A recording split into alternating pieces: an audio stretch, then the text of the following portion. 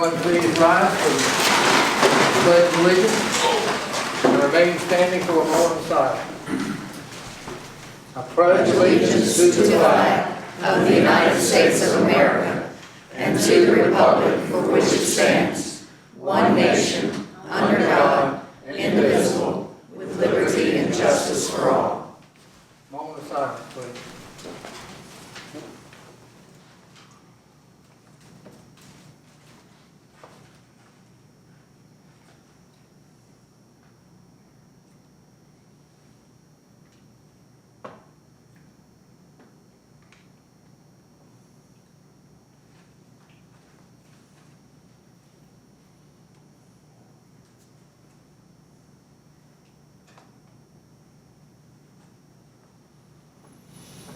Thank you.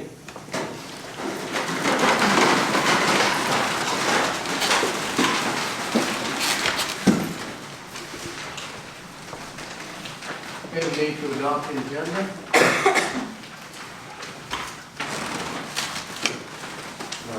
Mr. Chairman, I think we have two published addendum items under new business. K4 and K5. I asked for K5, but Ms. Smith asked for K4 to be added. Then I have an additional one to add under presentations.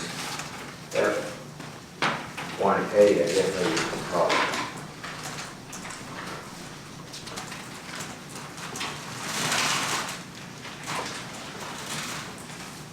Recognize somebody that's here together. Okay, is that okay with everyone?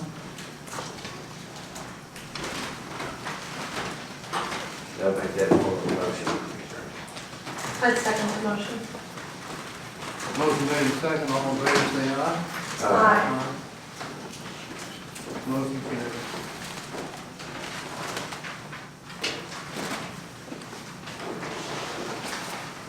Next up on your agenda is the approval of minutes in your packet are minutes for the May 6, 2019 meeting and the June 3rd, 2019 meeting.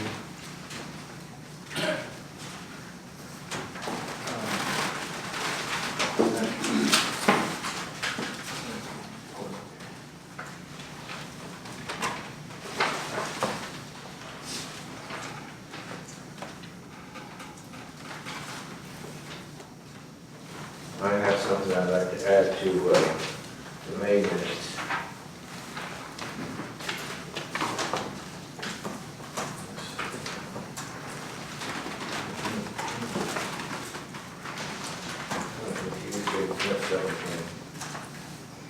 It was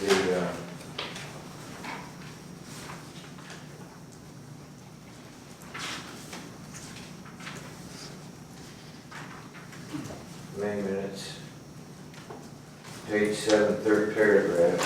It should read at the very end.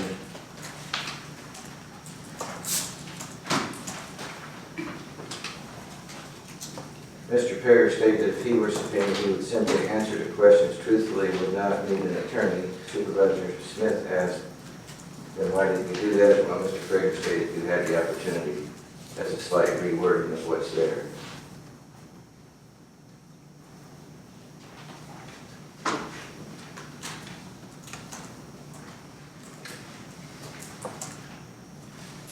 I don't have any changes. The only thing I noticed is that when we were talking about the dark skies park, and it says in here that I thought they were only 77 parks. I didn't say what that meant. I might have said 7, or I might have said several. Which meeting was that? That was the first meeting. We'll find out where we talked about the park.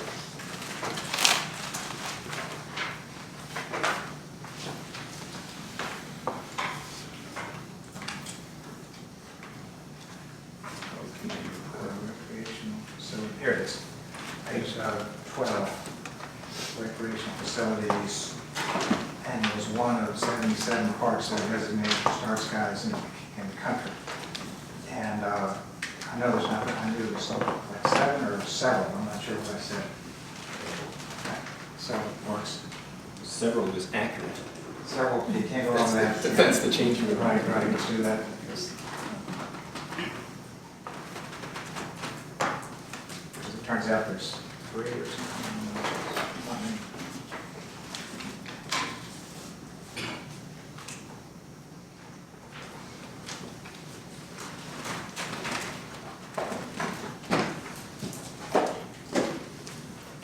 I don't think I approved the motion.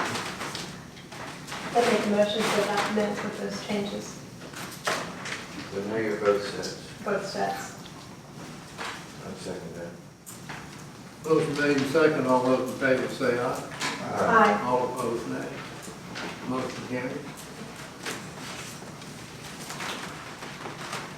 Public comment. This is a point in the program where anyone wishing or desiring to speak to get the opportunity to do so. To be recognized, please raise your hand. And when recognized, stand, state your name and the district that you are from. Okay, I declare public comment open. You're first, ma'am. Do you want me to come up to the mic? I think that would be easier. Thank you. Some people's voice is just stronger than others. Some people, what? Voice. Thank you, Mr. Chairman. I'm Sandra Renzi, Wakefield District. As a resident of Benvenue Road, I thank you and your Board of Supervisors once again for the unanimous resolution asking VDOT to pursue a through truck restriction. You are aware, I'm sure by now, that Benvenue Road met all of the conditions by the state of Virginia for this agreement. What you may not know, as we did not until last week, is that the traffic study ordered by the Warrenton Residency only took place for one 24-hour period in August 2018. You also may not know, as we did not until late last week, that Mr. Nesbitt, Warrenton resident engineer, recommended denial of our request. During the VDOT study, on one day in August, 12 to 33 buses, tractors, trucks, tractor trailers traveled from one end of Benvenue Road to the other. Because of that, we are completely baffled to understand why the denial. We were told that you would do all you could to help ensure that this effort was successful. What will you do now, at this late date, to help the residents of Benvenue finally achieve the only result that will be an important step toward making Benvenue Road, most dangerous in Rappahannock County, safer? Thank you.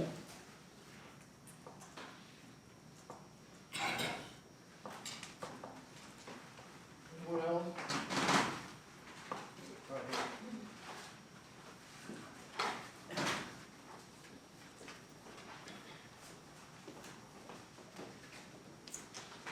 Hello, I'm Mary Catherine Ishii out of the Sperryville, Piedmont District, and I just wanted to take this opportunity to introduce myself and say thank you to Christine Smith for suggesting that I submit my application for the vacancy, Piedmont vacancy for the Planning Commission. My family's owned property in Rappahannock County for about 60 years now, and I've had property in my place in Sperryville for about 20. I know that we're at an important point in our county process where we have a lot of land use issues to consider and make decisions on, and I appreciate Christine's confidence in me that I can contribute to that. So I'm happy to answer any questions you might have, but just wanted to take the opportunity to say hello. Thank you. Thank you.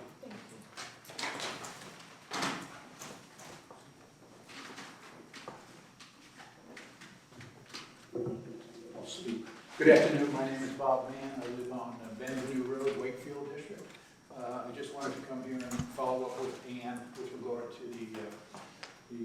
truck signage effort that VDOT has done. They've done a very good job of working it out, laying it out. We've been patient for 9 months waiting to see what was going to happen. We understand that the board is 100% behind this. So were all the community members, and I didn't believe how many until just the other day when it looked like we might get denied. Everybody came out of the woodwork, and we're sending notes and calling up the commissioner of VDOT to try and let him know, Mr. Brick, I believe, let him know that if this thing goes and is denied, that we would be particularly unhappy and will take this further with our state elected officials. So, Benvenue Road is, as you know and you've heard many times, I don't want to bore you with it, it's a difficult road to drive. The members of the community have to drive it, unfortunately, to get to their houses. We don't have a choice in the matter. And there's a lot of them. There's 30 some odd letters of support for this that I know the commissioner got over the weekend. So what we'd like to do is just point out that the trucks are there. We're not trying to eliminate or limit any private enterprises on the road with this effort. It's strictly geared at through trucks. There are a lot of them. If we can get them off the road, that road's going to be much safer. I believe VDOT's value, or one of their key values, is safety. Well, this is an opportunity to show that value. And I would really appreciate them reconsidering that denial. Now, I don't know whether the commissioner at this point has actually signed it off or not, but he got a lot of feedback suggesting that this was one decision. So appreciate your time, and thank you very much both to the board and to VDOT for doing the effort. Appreciate it. They've been very good to us and other things along the road, like working, cutting down bad trees and things that would impede traffic and cause a safety hazard. They were good at doing that, but I think they dropped the ball on this one. Thank you.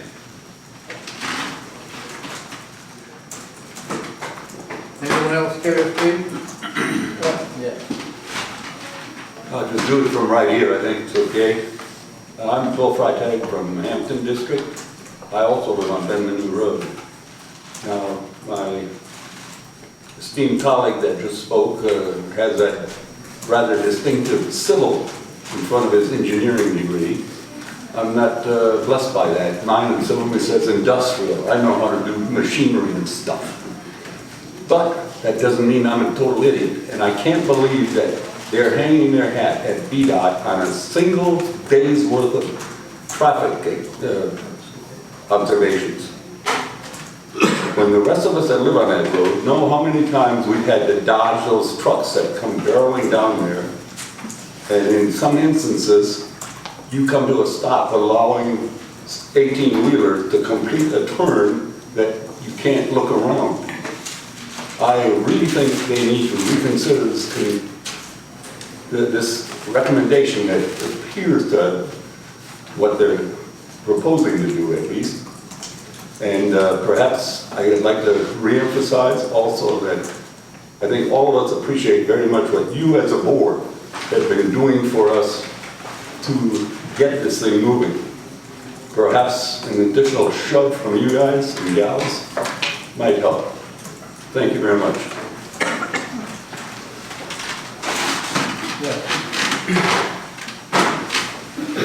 I think I can throw my voice. So, can everybody hear me? Okay. Mr. Chairman, my name is Ann McLean of Wakefield District, and I also am a resident of Benvenue Road. We thank you for your unanimous support for our through truck restriction. Apparently VDOT does not agree with you. We would like you to hopefully remember that on the December 5th public hearing that we had, it's stated in the minutes that Gary Curry stated that staff will do their best to convince VDOT how important this is. And here's what we know. What we know is that support is unanimous on this through truck restriction. That's from you guys. It's also from all residents of the road, from the Esoms at Benvenue Farm to the Dales who just moved in right in the little house by Flint Hill. We know that it's also, we've had a lot of county residents who know the road, use the road, and are also flabbergasted at the recommendation to deny us. We know that Benvenue is also unique in this county. Besides the historic designations in the Native American Trail, we think that no other road is like it, getting big tractor trailers down it when it's really just an old Indian path. Also on December 5th, you made a motion to amend the request to VDOT with these words. Due to the location and geometry of the local road included in the Benvenue Rural Historic District. So that's additional to the fact that we know that we easily satisfy all the conditions set by the state in Virginia State Code Section 46.2-809, including an excellent, that is safer and actually faster alternate route. Benvenue Road, as you all know, has 8-foot, well, you may not know, it has 8-foot lanes with no markings, and it's no shoulder, plus many twists and turns and blind corners, versus the very good 522 to 211 alternate route, which VDOT in their own study found it has 12-foot lanes versus what their VDOT study said we have 8. And they also noted that the alternate route would also have center lines and side markings along with shoulders and no twists and turns. We know that the bus, truck, and tractor trailer data from VDOT's own one-day study showed as few as 12 trucks and as many as 33 traveled in just that short 24-hour period. We know that there's also no minimum requirement in the code for truck volume in a through truck restriction.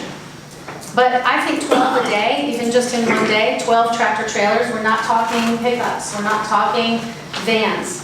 Their study showed that tractor trailers, trucks, and buses are what we're talking about. 12 is just enough, but up to 33. Anyway, we know it does not affect deliveries. That is a basic condition of every through truck restriction, and therefore it cannot be used as an argument. If VDOT is concerned with safety, then we would ask why would they not restrict potentially 12 to 33 trucks a day going on a road that you know is so very dangerous. Thank you very much. Phil Barber, Flint Hill. As someone who a couple of years ago came bumper to bumper with an 18-wheeler on the Benvenue Road, may I add my check mark to advocating no through trucks on the Benvenue Road?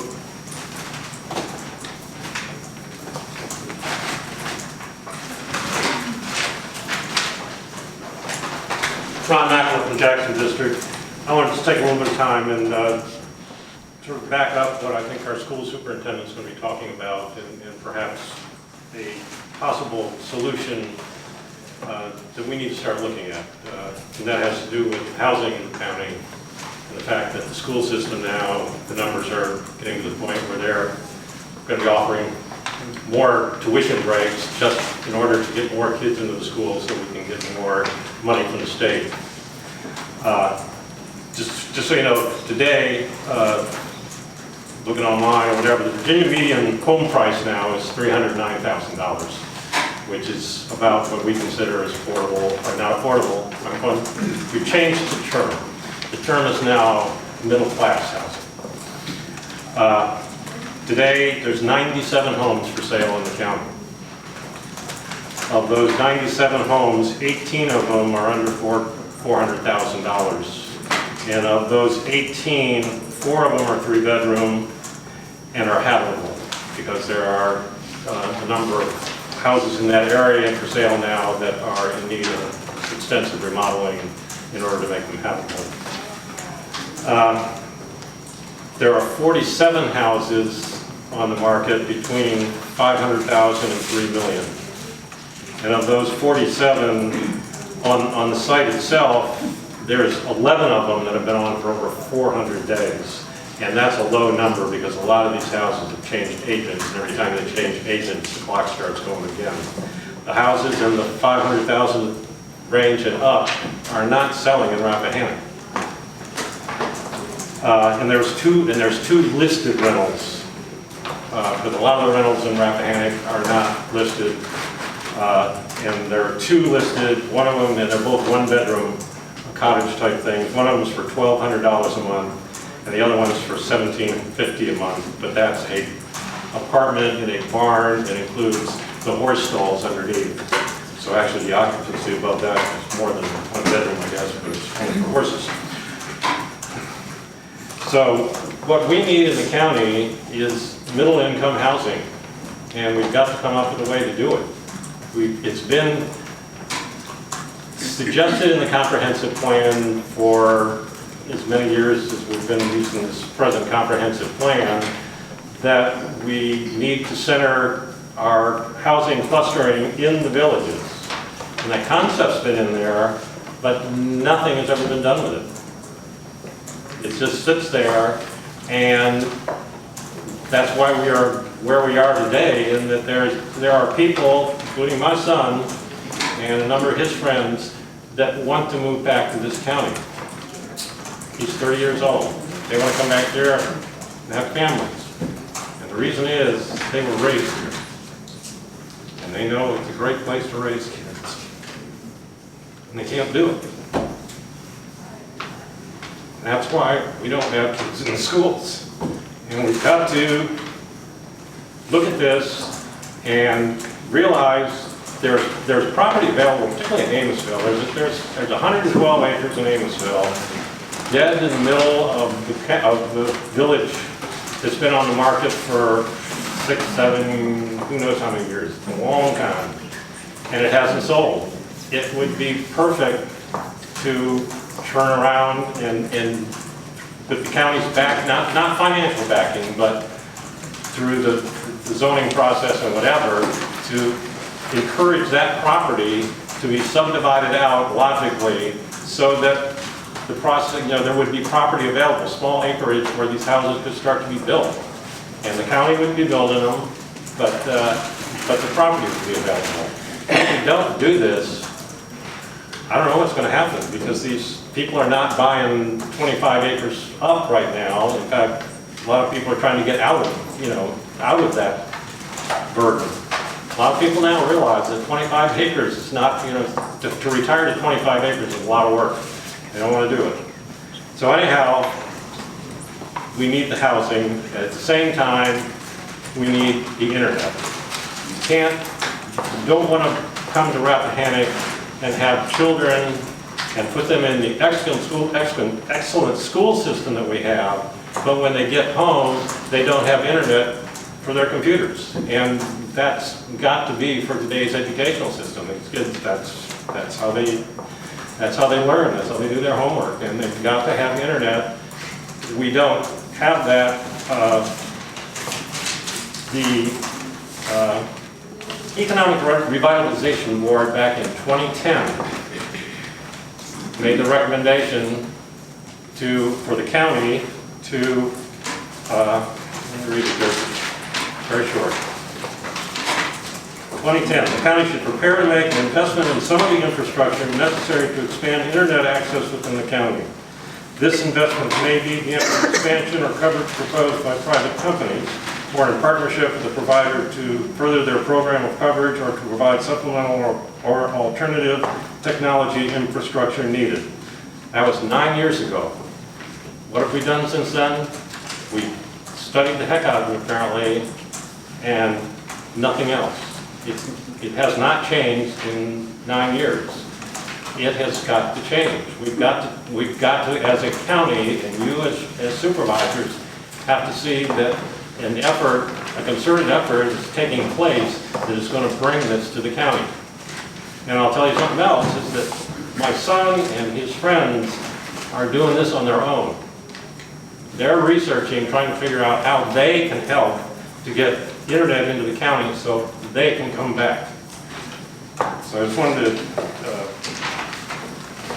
give you that information. And also, I'd just like to say that I've read Mr. Frazier's comments in the Blue Ridge Independent as far as the tuition break. And I read the whole article, I read everything that the superintendent said, and I cannot understand how you could make the comments that you were making, and that she laid out exactly how the process is going to take place, and exactly the advantage, the amount of money that we'd be getting and everything, and there is going to be no tax burden or cost to the county. This is going to bring money into the county. So I don't understand where you're coming from on your comments that it's going to be a burden to the taxpayers. Thank you. Next. Anyone else care to speak? Declare public comment closed.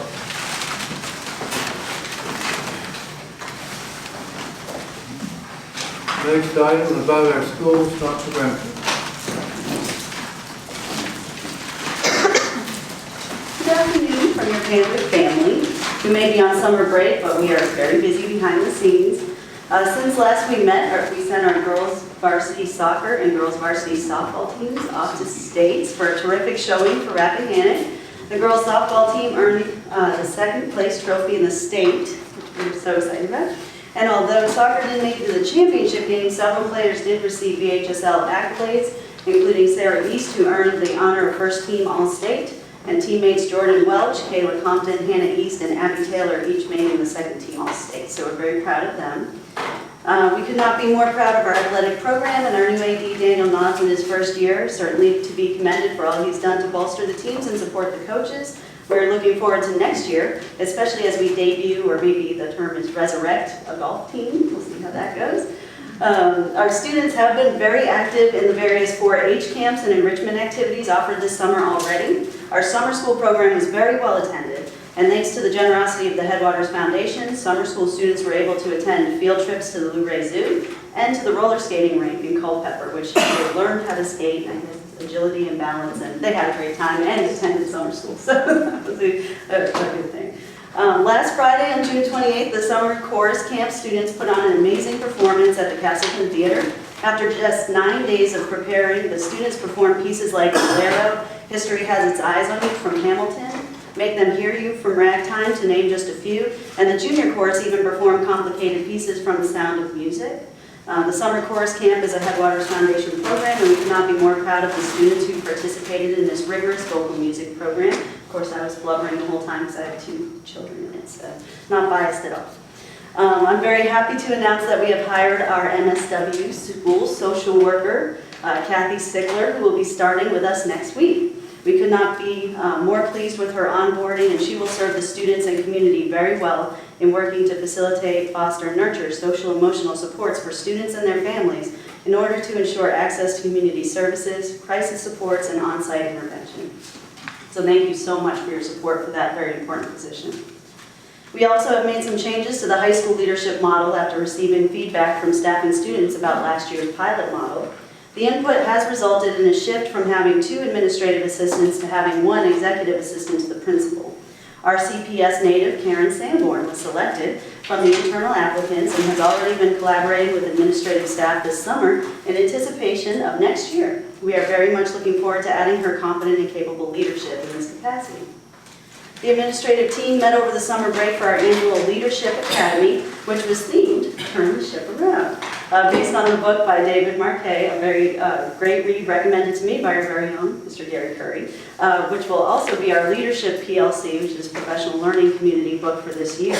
Last year we studied Leaders Eat Last by Simon Sinek, and this year Turn the Ship Around will help us further develop our leadership model as we empower and cultivate leaders from within. So thank you, Mr. Curry, for the great recommendation. Our academy took place on June 19th and 20th. The first day we met for professional development and data analysis at Big Meadows Lodge. And the irony in that day, we were doing some presentations based on data, and one of the slides, because the theme was Turn the Ship Around, was this boat that was sinking, and in one end there's these guys bailing out the ship because there's a hole, and then there's these 2 other men sitting at the top saying, wow, I'm so glad the leak isn't on our side of the boat. That's good, but the irony was that during the middle of the presentation, there was actually a leak in the ceiling that started flooding the room, like serious flood. So it just fit in really nice. I thought, wow, this team, and it also saved us a whole lot on our venue. But anyway, that couldn't plan for that. Let's see, the day 2 we did a team building day where we met at the puzzle room in Culpeper. So the administrative team was broken into 3 different teams to work together to break out of our respective puzzle rooms. I don't know if you've ever done that, but I highly recommend it as team building activity. You really have to strategize and work together. I had the pleasure of being locked in a jail cell while my colleagues were handcuffed to a certain area. We had to work together to try to free each other and get out of the room. It was really great exercise and helped us figure out our strengths and weaknesses as leaders in our group dynamics. So I very highly recommend that. It's right in Culpeper. The academy was very productive. The administrative team was able to debrief, regroup, and readjust as we plan for an even more amazing school year for 1920. Also, we've been getting some calls about being out of compliance with the school calendar law. I guess that was in the Rat News last week. Namely the one allowing districts to open 14 days prior to Labor Day, but also requiring those districts to also have the Friday before Labor Day off. So I was getting some calls about why we're not off. We were granted a waiver under this law, having been granted a waiver during the 2011-2012 school year, since we've been opening early for a very long time. So that's how we split under that one. So in essence, we're not required to close the Friday preceding Labor Day, and therefore very much in compliance with the law, I promise, with our school calendar. I'm also happy to announce that our high school has earned exemplar school recognition and received the Virginia Department of Education's Continuous Improvement Award for the school's exemplary accomplishments and focus on improvement over the last 3 years. To meet the conditions of the award, schools must have met one or more of the following: an increase in academic achievement for all students in reading or math, an increase in academic achievement for 2 or more student subgroups in reading and math, an increase in attendance, and an increase in graduation rates. We are very proud that RCHS was one of the first schools in Virginia to receive this distinction in its inaugural year. Many summer projects are underway according to our capital improvement plan. Mr. Curry was able to visit our elementary school last week to see some of the progress being made. We thank you so much for your support in helping us bring our facilities up to par where they need to be, and also keeping them on the radar for future upgrades. I just know the students and parents will be very pleased when they see the results of this collaboration when they come back in the fall. As always, thank you so much for all you do to support the children and families of Rappahannock County. Without that support, we would not be able to be the award-winning school district that we are. I do understand that there's been some questioning about the non-resident tuition, and I understand there's some history behind that, so now I get that context. So I am happy to comment or answer any questions that you may have about that. It is a pretty old regulation that was adopted by the board before. In May, we expanded it just to allow county landowners and county workers to be able to apply for a tuition waiver. Doesn't mean that they will get it. We have to have space. It has to fit in the parameters of our current fixed cost structure and all of that. If it doesn't, then we get a charge tuition for that. But I'm happy to answer any questions and definitely take feedback to make it a stronger policy for sure. I did also put it on my school board meeting agenda so they can discuss it as well. I'm always happy to receive suggestions, absolutely. So if you have questions.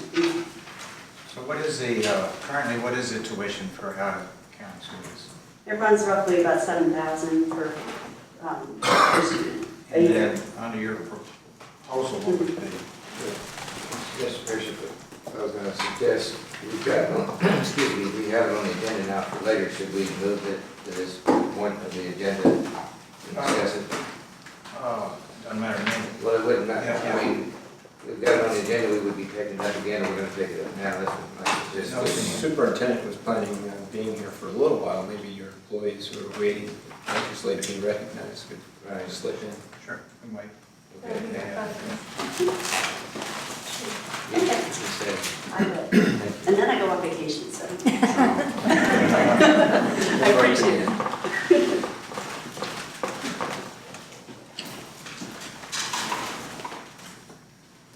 Well, I don't have a question, I just simply have a comment. I was, Dr. Brinsley, I was out of town last week, and the people, the group that we were in, made a comment about what they heard and all the good work they've done in Rappahannock County. And I said, I know the superintendent personally. Well, thank you. Okay, next. Employee recognition. Thank you, sir. I understand this was an annual effort for many years, and over the last couple of years, we lost a little bit of traction with changing staff.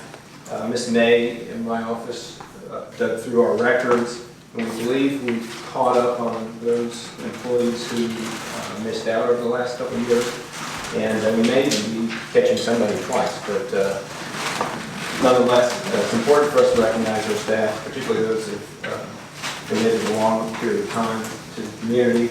And with that, we have a stack of recognition awards behind us. We call them up and Conveyed.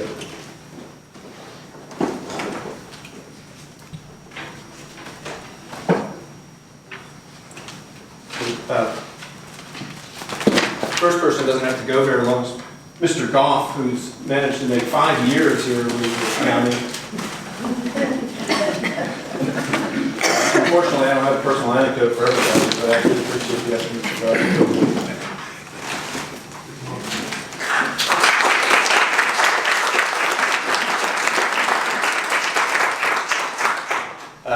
Next, Crystal Jenkins, who understands just transitioned from dispatch to road deputy. 5 years for Crystal as well.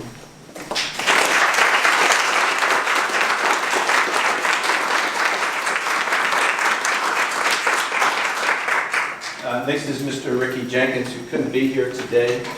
Again, 5 years. And then Ms. Deborah Nick, who's been with us for 5 years.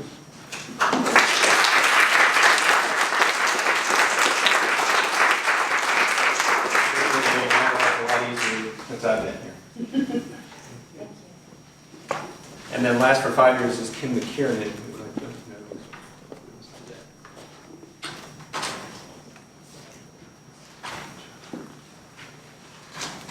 Moving on to 10 years, Lisa Dodson in the Treasurer's Office.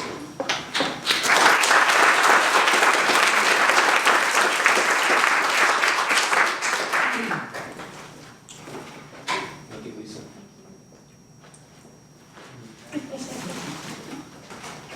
And Robert Fincham, not here. Donna Kester.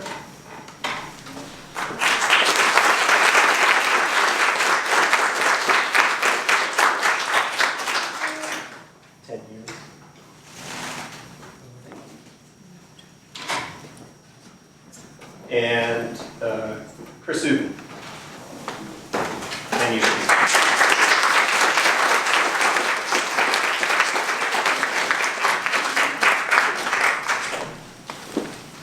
Put it on here.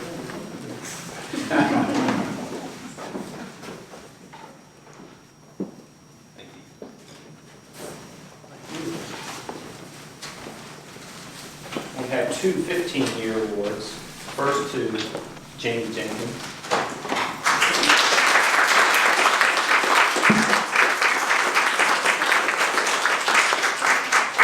Thank you, Jamie. And second to Denise Krasinski, the library. Right here.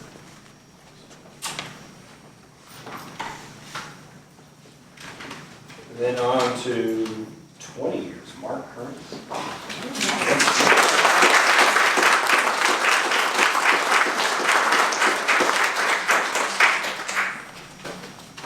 Hard to put 20 years in perspective when I've been here 1.5. Thank you very much.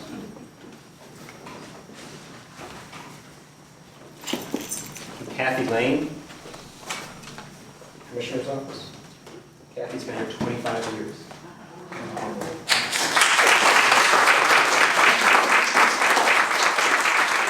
That's our good sheriff, County of Compton, 25 years, or 30 years, sorry.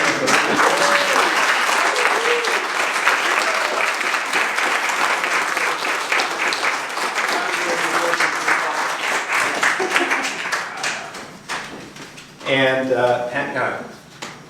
Thank you very much.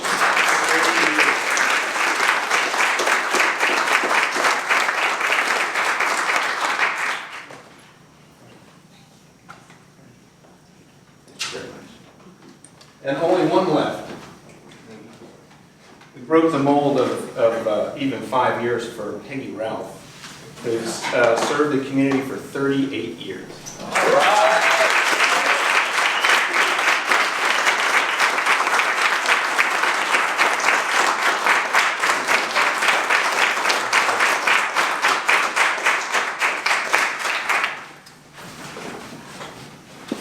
That's all. So I want to express my thanks to everybody who's working in the county, particularly these long-term employees who've helped me immensely with my short duration here to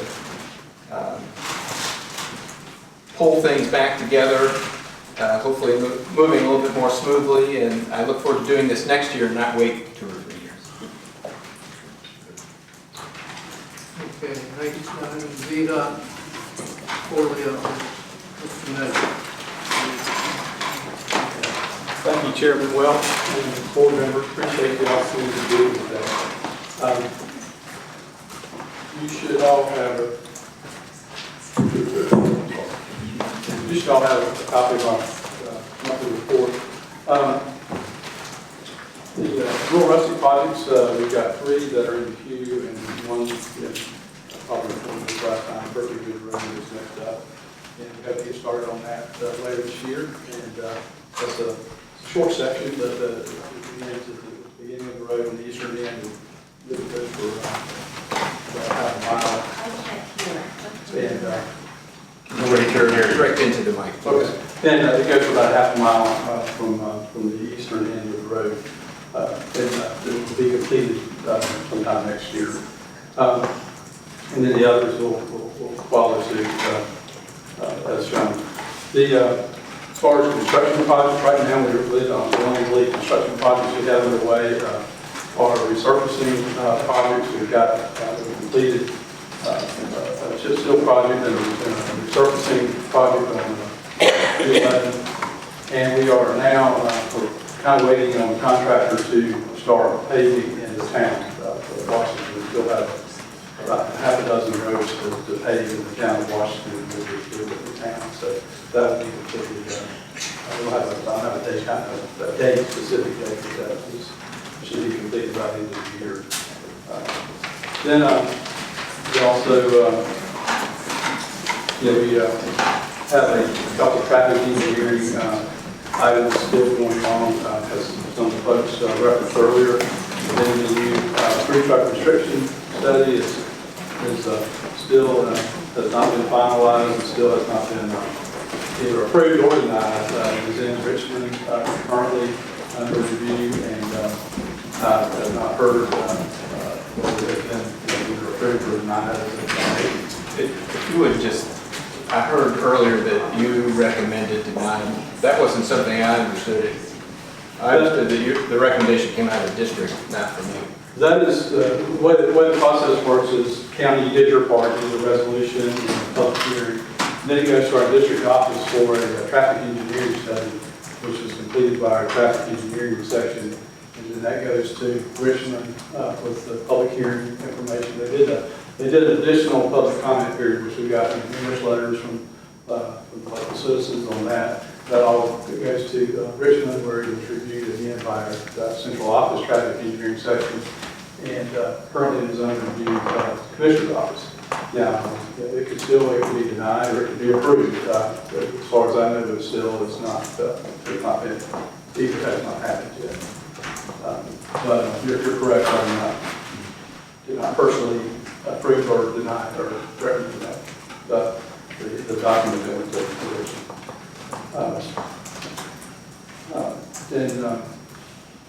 Hopefully we'll know something. There's a 9-month period that the commissioner has to take action on the request. So we're still about 3 months away, I believe, from that. Hopefully it'll be sooner. It obviously won't take longer. Should be fairly soon. I'll be happy to come back and discuss the results of that review at a future meeting. Also got a request from the administrator to look at based on request from local citizens, that a road may flood sign on Broadband Road, which we have that pending. We're going to install that sign soon as we get it complete or get it manufactured, and we'll get it installed. Also, we're still looking at I think I recently got a request concerning the park sign for 211 for the park out front on 211. We're still reviewing that request, and hopefully we'll get that to you here shortly. We're now also working on a project on Bryan's Road. It's a drainage improvement project where the pipe under 211 at the foot of Bryan's Road is undersized and is not functioning correctly. So we ended up having, after reviewing, ended up having to replace it, and we're doing some upstream improvements to improve drainage along Bryant Road. We're in the process of performing that work as part of our safety and operational improvements.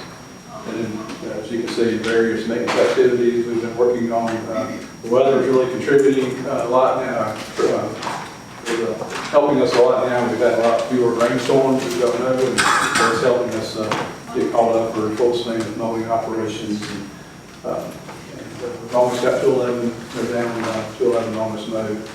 And so we're working on that in secondary reservoir. Also want to comment on a project in Fauquier County that hopefully most of you have heard about. We're going to be shutting down Route 29 near Pitt Hill Road to improve site distance. We're going to be leveling the 2 humps that have been creating problems for years. So we've got a project that we're going to be shutting down northbound 29 for a little over 3 weeks. And we're trying to encourage all traffic to use 17 and 66. Of course, further up this way, you can, there are other routes you can take. You're going to take 522, or you can come down, go into town and still take 17 up to 66. But that will be about a little over 3 week period. We're getting a contractor on board, so we think we might be able to finish a few days early. But that's going to start next month. Also, at a previous meeting, got input from others about traffic conditions of travel road, which was surface treated last winter, last fall. A little late in the year for our liking, but had some issues with the quality of the work. It did not last as long as we liked. The contractor's going to come back on his dime and fix it. He's going to redo it here. Hopefully within the next several weeks, and we'll hopefully get that road back up to where it should be. Appreciate folks staying on that issue. And that's about it for we do have a small bridge project that's going to be coming up this fall on Old Hollow Road. It's a bridge over Fulton River. We'll be replacing the deck on that bridge, and it'll be in the October, November timeframe, currently, unless it changes. So, be happy to answer any questions before. So the 729, with no food trucks thing, what is the next step, or how long is that process going to take? Well, like I said, it is in the commissioner's office, so it could be signing it right now. I don't know. As of last week, I have heard, but as soon as I've heard from his office, he is receiving emails and phone calls from the local community, so when they have an impact on what he does. It does seem like a no-brainer. Thanks. The board took the greatest official stance you can by unanimously passing a resolution requesting this. The only other thing that can be done is political, and that if individual board members contact the commissioners or commissioner or CGB members or your General Assembly, and they mean pressure, but your formal official path is fully exhausted. I've had communications with Delta Weaver's office as well as CTV General Castlewood's. But they're both aware of it. And I think they're going to make some contact. Great, thank you. You're welcome. I just wanted to thank you too for taking on the getting a sign for the park. I know that's been something that the Parks and Rec Authority has been talking about for some time. And to get that done would really be fantastic. Well, I'd love to have those up before I come up here again. Okay, that sounds great. Thank you so much. You're welcome.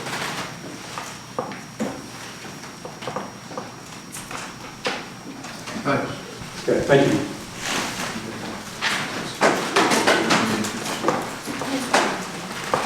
Next, you have several representatives here from the USDA Rural Development Program. There are documentation at each of your seat that they provided. They promised to share with you the highlights and then dig into detail in areas that you may have particular interest. This, I think, came out of some conversations. Not really sure how it started, but obviously USDA has funding, everybody wants funding. So I know our Water and Sewer Authority uses USDA some. So I'll leave it to USDA folks to figure out what your batting order is and who's speaking first, and please.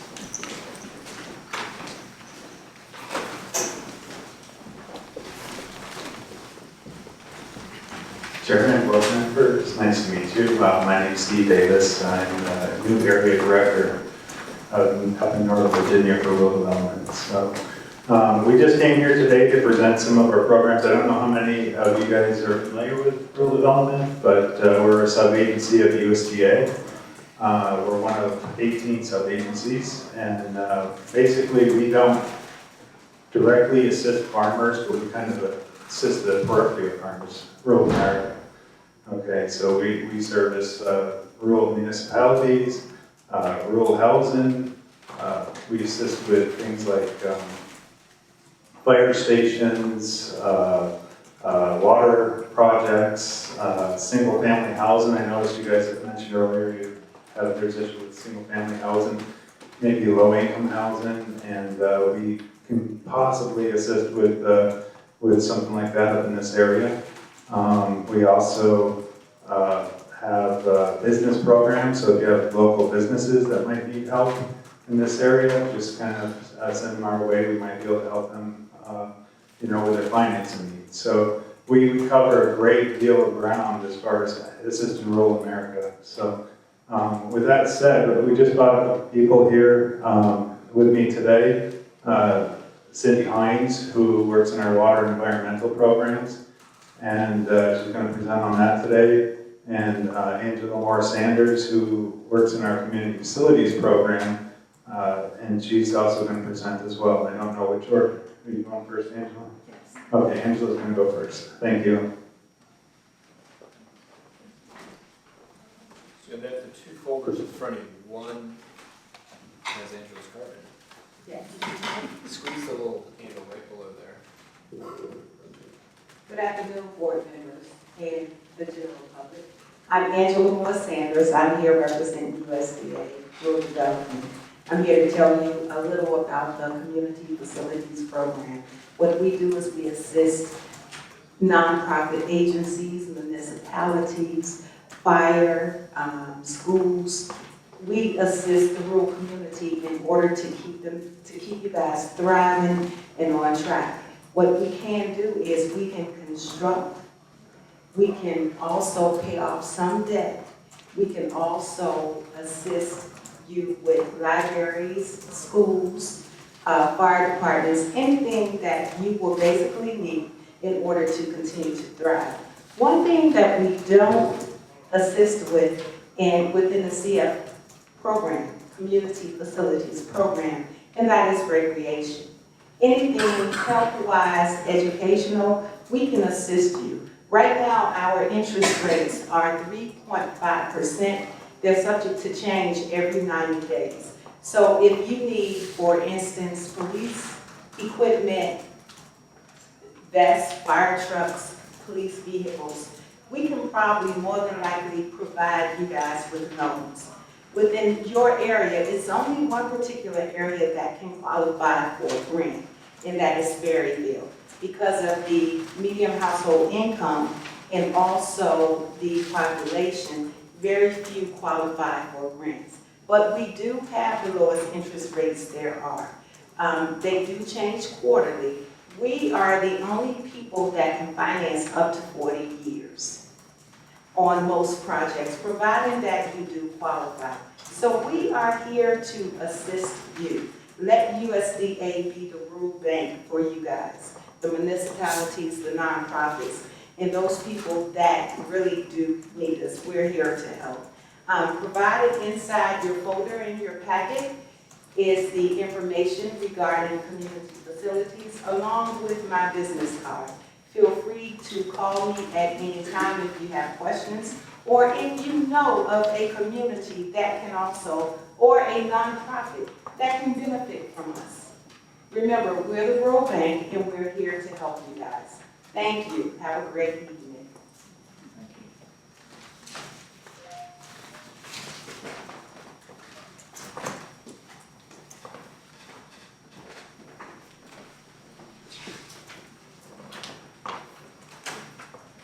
Good afternoon. Thank you for having us. As Steve mentioned, we're with rural development. And I don't know if y'all are familiar with USDA with the rural development, but we administer 44 different loan and grant programs. We also, in addition to what Angie talked about, the community facilities, we also provide water and sewer loan and grants for infrastructure. As Steve mentioned, we can do rural business, and we can also do single-family housing and multifamily housing as well.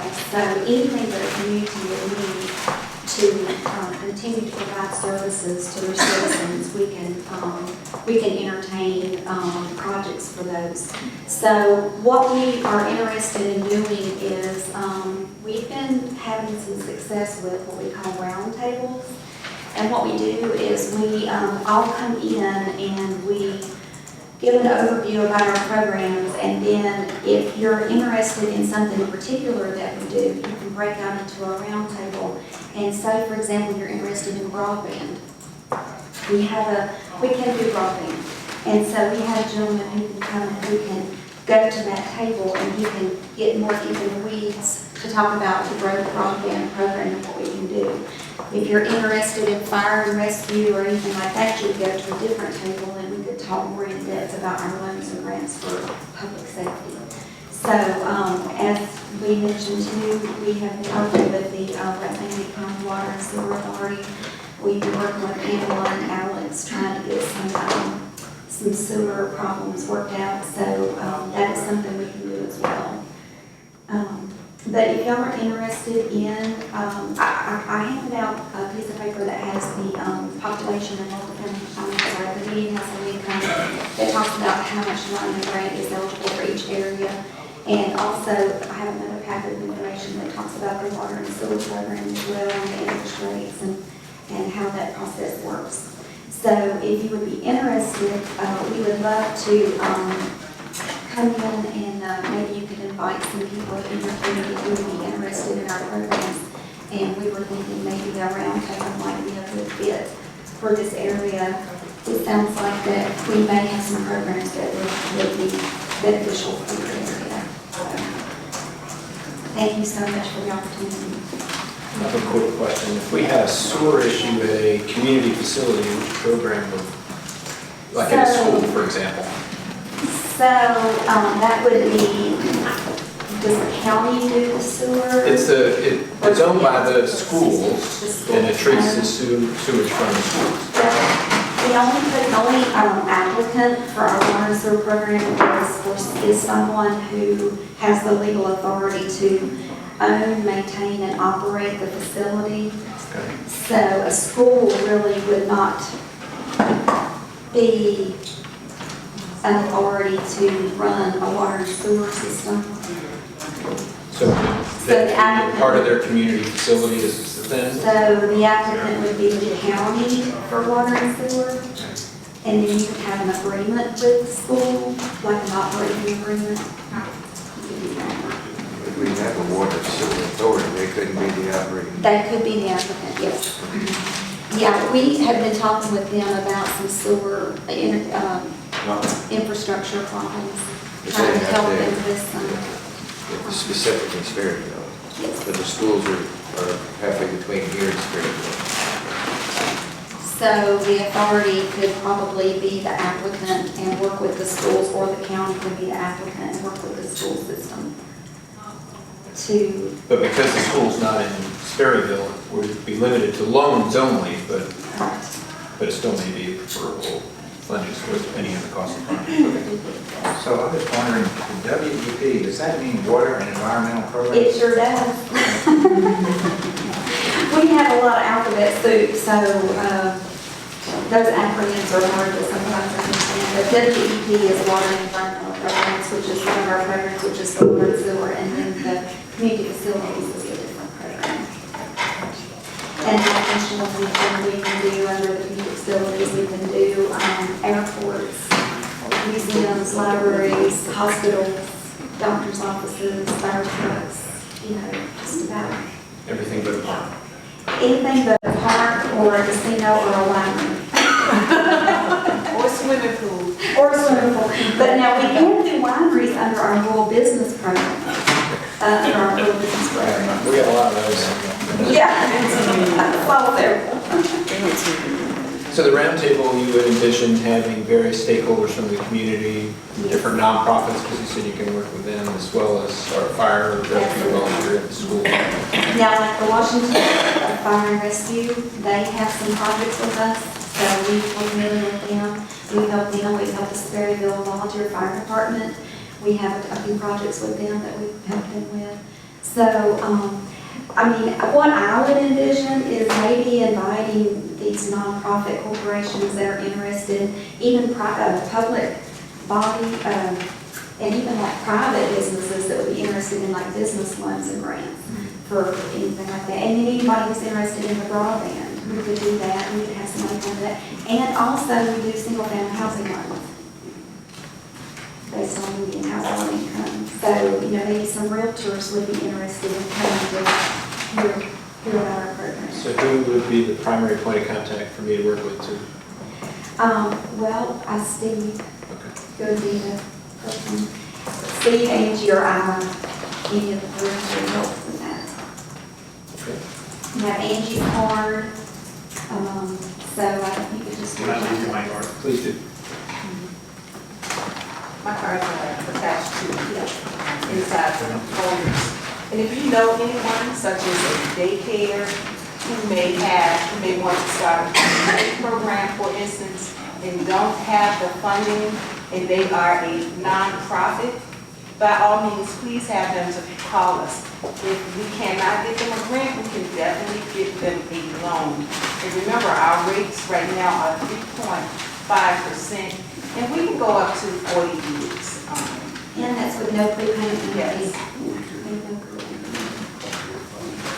I know I was contacted by a food bank, Yes. so they would definitely maybe interested in coming to a round table, but that seems to be a great way for us to get our word out, is to invite some people to come and that way we can discuss what people want to talk about. And we're kind of like a one-stop shopping. Yeah, thank you for your time. Thank you for the introduction. Mr. Chairman, with the order, I'd ask for the agenda item and got tangled up here in my thought process. And if we can move back to F1A presentation. Yes. We have here a gentleman who's almost a fixture. He hasn't been here near as long as Mr. Irwin has, but he's been faithful to attend most of our, most of our meetings month after month after month, and he ought to get an award for that alone to be able to put up with that. But Mr. Oliver Price here from Rappahannock Co-op was given an award back on, I believe it was June 12th in Culpeper, for all his community work that he does, and I just think that we should recognize him here as well. What's the name? Oliver Price.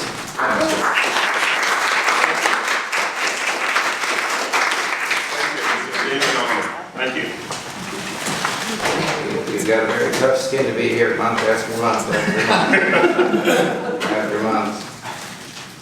But it was a real pleasure to ride around with you after that one windstorm, and you were helping to redirect the crews. They were good. It's amazing what a little wind will do.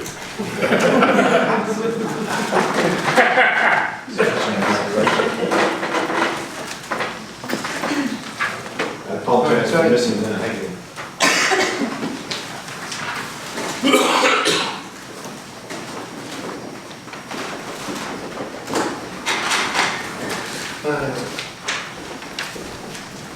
Okay, next are your treasurer's reports. Reports have been prepared and are included in your packet. these are the June 30 reports, but don't be confused to think that they are the end of fiscal year reports. There are still several revenues and expenditures that will trickle in and be accrued back to FY19. But all in all, closing the year in very good shape. Revenues have been very strong and outpacing our FY19 budget, and many of the revenue classes are outpacing the FY20 budget for general property and general tax categories. So that's much better than the alternative. You can see the cash graph, which I focused on many times. Everything looks fine. We've kind of caught up to the FY18 line. That will be short-lived because your check run that you will approve here in just a minute, the next agenda item is for $1.3 million. We'll talk about that in a minute. There's only one area in the budget that requires a transfer to get the budget above expenditures, and that's one that I've noted to you several times that we may, and that's the BZA. Remember, they came to the board for contingency dollars for the legal services support. We held off on that, and so they do need a small transfer to stay positive. Other than that, I'd be happy to answer any questions you may have for the reports that are impacted.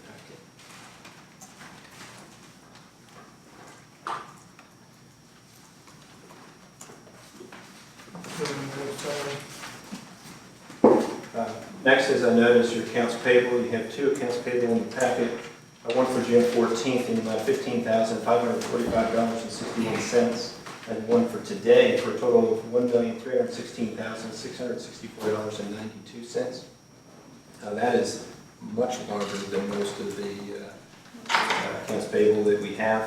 I did cull out a few of the large dollar amounts that add up to $1.1 million, and they're mostly have to do with either quarterly or annual payments. So I'll just read down this list. Our two debt service payments, one used to be paid through the schools, now they're both showing on our side. That would have the same impact of cash, $356,000 for those combined. Our first quarter payments to the regional jail, just over $104,000. Payment for the mobile radios for the new radio system, of which we have a grant for half funding, $177,000. Our payment to our Keystone for our financial and accounting software for the FY20 annual fee for maintenance is $24,000. Health insurance payment for the month is $71,000. And then we have a catch-up on several months of invoices for community trash and efficient roll-off that we've been working to correct some invoicing issues. It's $47,000 and $38,000. Payment to our HVAC contractor to replace the HVAC unit in 911, this courtroom, and then the major repairs to the library, that's $12,000.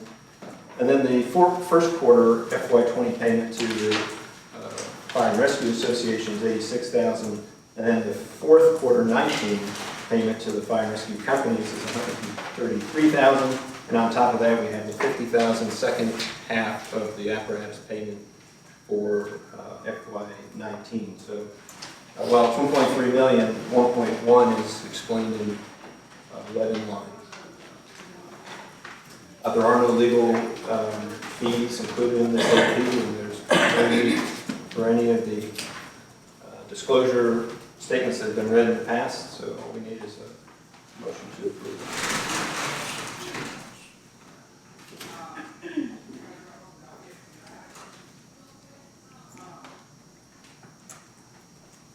I'd be happy to answer any questions. Well, if there are no comments or questions, I'll make a motion that we approve the accounts payable. Second. Motion made and second. All those in favor say aye. Aye. All opposed, nay. Accounts are paid. Just going to touch on your contingency process one last time and note that no funds were spent out of your $100,000 contingency, so that full amount will fall back into your general fund balance and essentially be fund what you appropriated for FY20 for contingency. The two items that did require transfer from other areas were the wood and debris reduction and the BZA legal services, assuming you actually approve that supplemental, which is next on the agenda.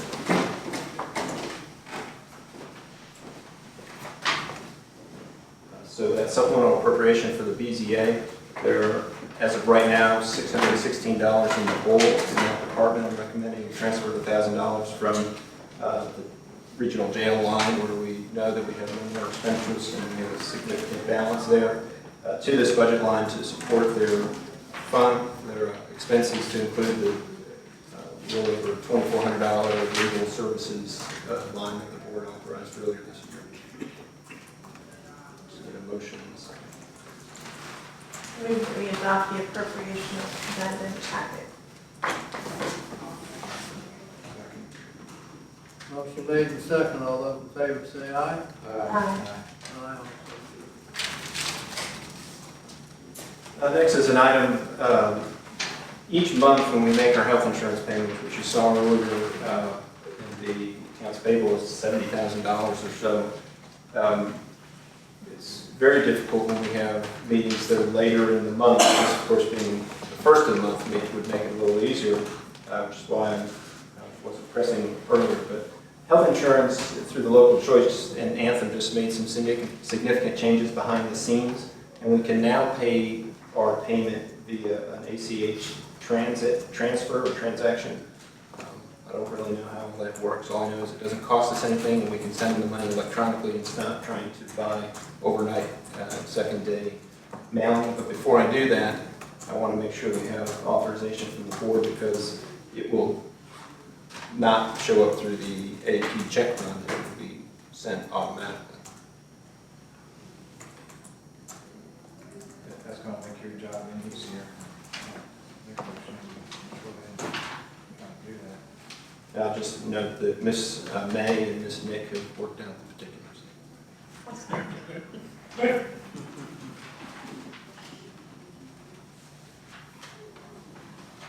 think that's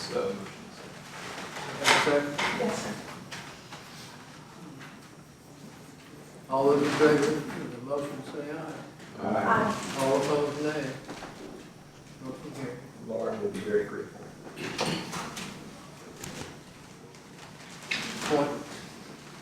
On to appointments. We still have one vacancy in your Agricultural and Forestry Districts Advisory Committee, and I've received no applications for them. I'll keep it on here until we're full. Next is appointment to the Planning Commission for the Piedmont District. This is a vacancy due to resignation, and pursuant to your ordinance, the person appointed will serve the remainder of the unexpired term, which will end on July 2nd, 2022. We have one application that was submitted pursuant to the advertisement in the paper, and that was by Ms. Ishii, who you heard from earlier.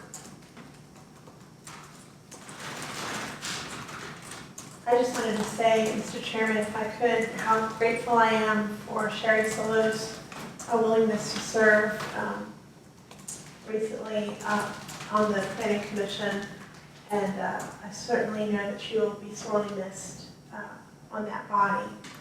But I am very glad that Mary Catherine Ishii has put her name forward and is willing to serve, and I know she will do a stupendous job based on her qualifications. And I'll be happy to answer any questions if anyone has them, or I believe that Mary Catherine would be happy to answer them as well. After reading her resume, I feel like I've wasted my life. If that's the motion, I'll second it.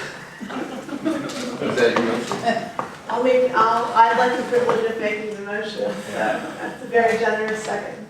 Thank you. Motion made and second. All those in favor say aye. Aye. And I also. Congratulations. Welcome to the Planning Commission. Thank you very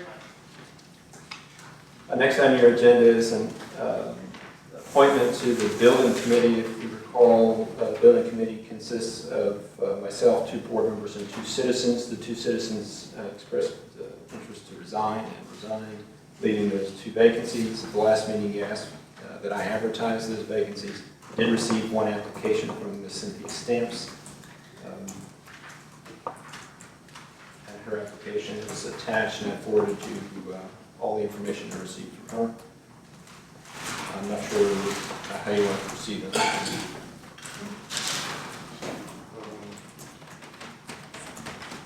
Well, we need two, and she's the only one that's come forward so far. If anybody sees any reason not to appoint her as a volunteer situation, I go ahead and recommend that we put her on the building committee. The problem, she's a member of the Sprague Theater, and that's one of the buildings that's going to be in play. Do you think that's a conflict? I think it would be, yes, sir. But we wound up having a situation like that already with the mayor, you know. I think we might want to give that a little bit of thought, at least some discussion. You could hold it open a little longer, see if you can drum up activity that the paper didn't. Yeah, I would like to have you shout out to one or two people, follow up on I have a similar concern with the conflict with the Rack Theater Group. I think that's, I mean, we have a dozen buildings that we're planning for, and it seems like that would be a difficult negotiation if one of the organizations that uses the space is represented on that body. I have concerns.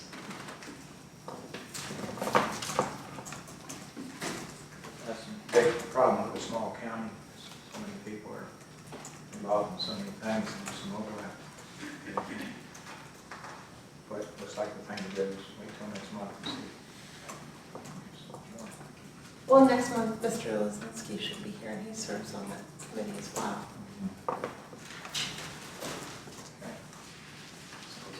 Consensus. Next is appointment to the Public Safety Committee for the citizen representative. As you recall, we had a long period where we had attendance issues on that, and the board deemed that citizen position vacant. At the same time, the Public Safety Committee is working on trying to determine what they're there for and rewriting their bylaws. As I presented last month, there was one name that came forward through an application, Mr. James Woodard. I have not received any other applications. I don't think that I'm ready to take action on this month. I think we have an opportunity next month before the Public Safety Committee meeting. I'd like to handle those items at one time, please. If no one has any other concerns.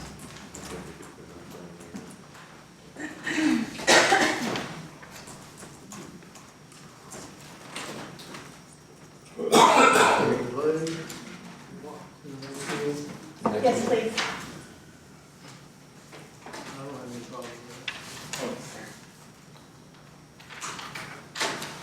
That brings us to our committee reports. The building committee did not meet because it's been this, we have a few things going on. We basically have a small group now, there's only 3 of us. So we're trying to build that back up to 5. And we're kind of in a holding pattern waiting for the engineer's space study report to come back. So with that, really, I guess, if Mr. Curry could give us an update on that. Sure. So far, we've had architect team come out and interview most of your department and agency heads. There's a couple they need to catch up with.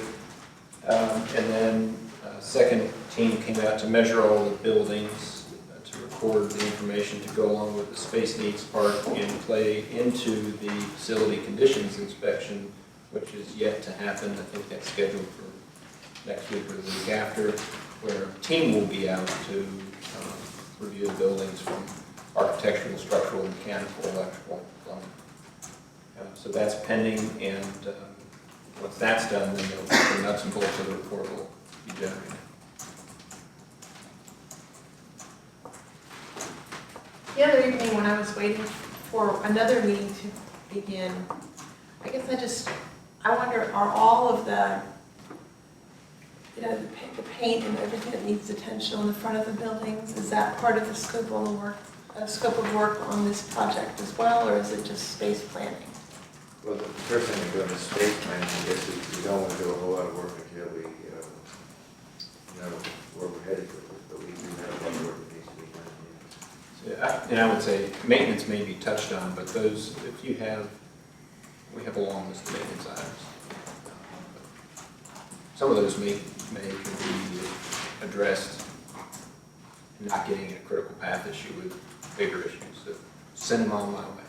I just wonder if we have a new judge coming in soon. It would be nice to make a good first impression. We kind of do that. And then make sure the chair is comfortable. Wasn't that another recommendation? I think that's always a recommendation. Next, broadband, Straczynski not being here. There was a meeting, I don't know if Ms. Bond may want to provide a brief update from the last meeting. I'll start a little bit there.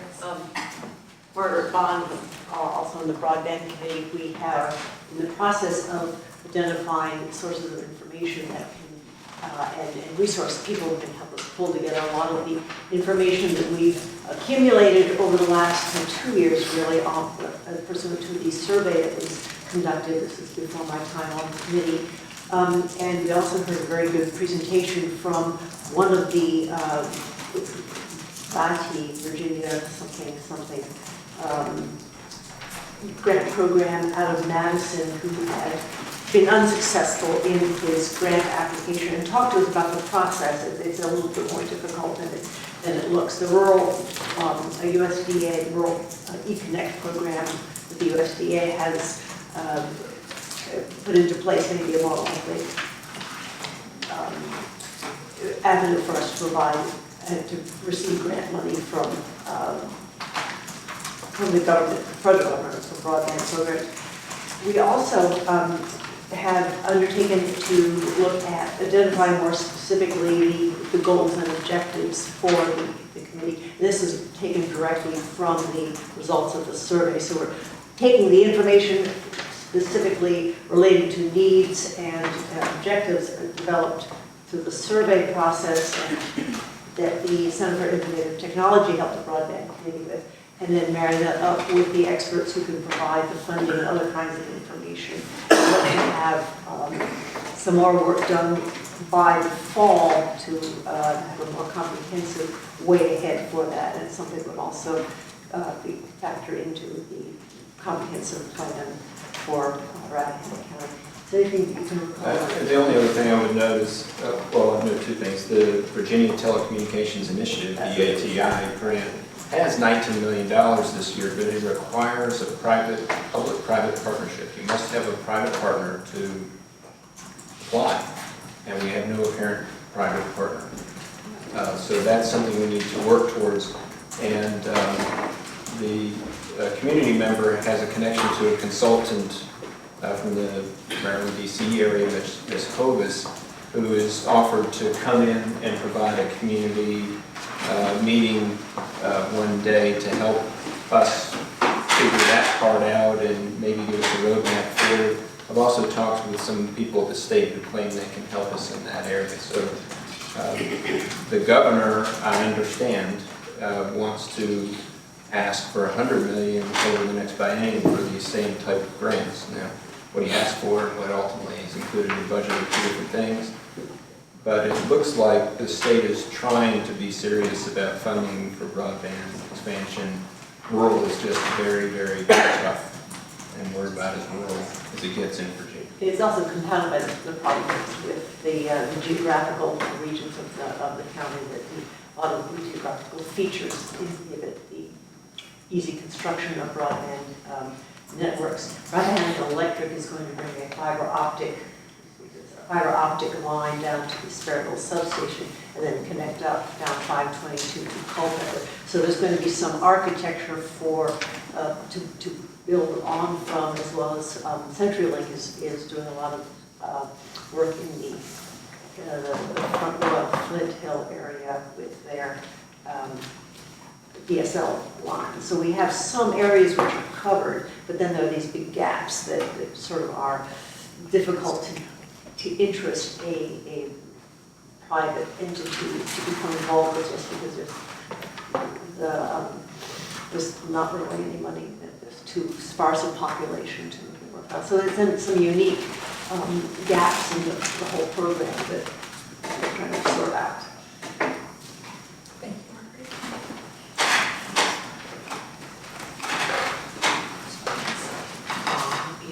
Next is the Recreational Facilities Authority update. Well, as usual, the RCRFA has so much going on. I can make notes.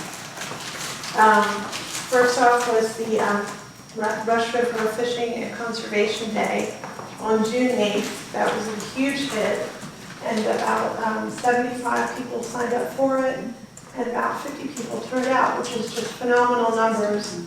Was it 60, Ruth? I heard you whisper. Considering it was a free event, that is a phenomenal turnout for something that was just advertised online and in paper. And everyone had a wonderful time, and it was a beautiful day to be in the park. I'm very glad Mr. Nesbitt was here to help make some headway on the park sign issue today, because that seems to have been a long-standing challenge. And having that marked clearly, I think will benefit the county. Rat Flow also contributed a sign that'll be posted in the pollinator garden. There are continuing projects that the authority is pursuing. One is to resurrect the Jingle Bell Run, which used to be an annual event around Christmas time. And then also Eagle Scout projects that are happening throughout the summer at the park. If you haven't been over to the park lately, there's a lot of work still going on, including the installation of the Frisbee golf course, and also putting up new backboards on the tennis courts. When the tennis court work was done, the backboards didn't quite match, and so new backboards are going up, and that they're being painted now, so it shouldn't be too much longer. Very active organization, and I think that's all that we've got going on at this time. We meet again next Thursday, the 11th, at the library. I'll just add one thing that I know Mr. Van Acker's been working on a bid document to seek prices for the ADA improvements that the board funded $12,000 towards. And I've reviewed his draft documents, and I think it's already gone out from the chair to at least 4 local contractors that we're aware of, and then anybody else in the public who may be interested. And then, excuse me, Mr. Chairman, I did have a little more chicken scratch. Mr. Van Acker also worked on general regulations for park use, which I think will be very helpful for all the folks that run the parks and folks that live next door, in terms of everybody understanding what's expected when you do use the park facilities. And also, the authority was the winner of one of the 30 and 30 grants, which was $1,000 that was awarded to the park and will be used, I believe, for planting projects. So that was something that they received recently as well. Looks like, Mr. Chairman, if I may, Ms. Welch also has something that she looks like she needs to include. Thank you, sir. We did apply for a grant to the Krebsler Foundation that we're still waiting to hear about it. I haven't heard the final, but it sounds very positive, so we should be able to get some funding for some native plants and planting for that. I think, correct me if I'm wrong, that's hoped to be in the $20,000 to $30,000 range. That's it. Thank you, Mr. Chairman.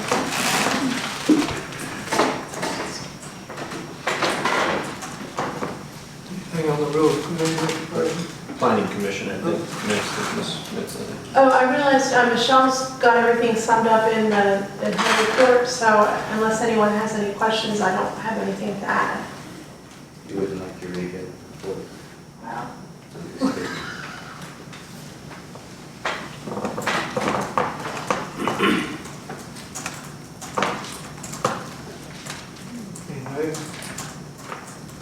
The Rules Committee did not meet, Mr. Chairman.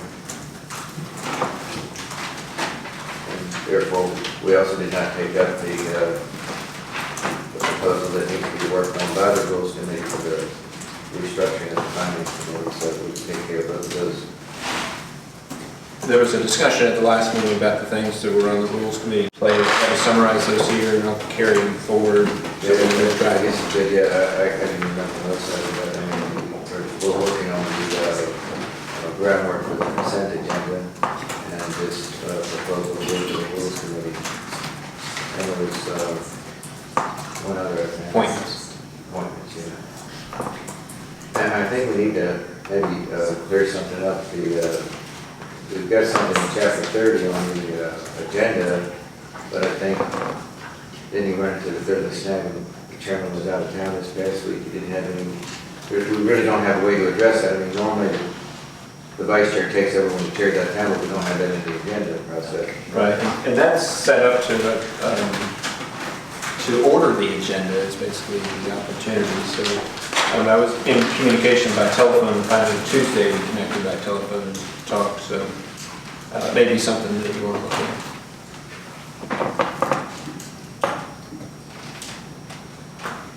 That brings us to old business, and the first item is the review of legal matters. Information included in this section is nearly identical to last month. There haven't been many changes, to the exception the Grigsby NPEA. At this time last month, we weren't sure if the NPEA abated their violation. They did. So Mr. Goff, the legal firm, dropped the county's case, and can you explain where, I think Connick Grigsby case is still active, but there's been a violation. We're right, there was two parts to that. One was the rule of the show cause, and the board is a part of that. The Summers versus NPEA, only Michelle was the party to that. So Michelle informed me that they had gone in, they cleaned up the gravel parking lot, they removed all the hookups that were, in our position was that they were illegal because of the zoning ordinance and prior to CREEP. They very promptly removed everything and came into complete compliance, so Michelle wanted to dismiss the case. There was a hearing, and Mr. Connick was here. He argued that he should still be allowed to intervene in a suit that was being dismissed. The judge disagreed with him and went ahead and dismissed it without prejudice, which means that if NPEA came back in and put the hookups back up or did something else, then we're not prevented from bringing a new action. But right now, we're out of that. So now the show cause motion is scheduled for October, and I don't really see what's going to, I don't have a crystal ball, but I don't see what's going to happen to us, the board, in that particular hearing, because we've done our part.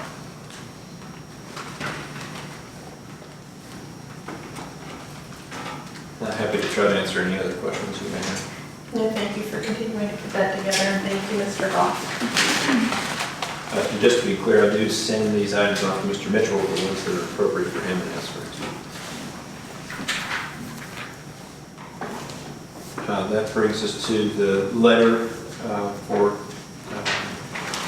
to representatives regarding the registrar's salary. This came out of discussions during the budget process.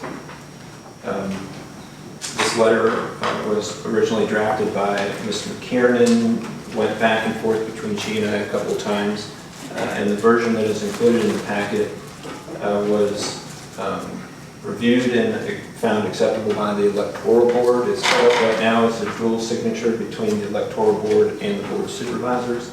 And so if the board is of a mind to have this letter sent under the pen of the chair, I would need a motion to that effect, or if you want to change it, your changes may not be acceptable to the electoral board, so it still wouldn't be a dual signature, it might have to bounce back and forth.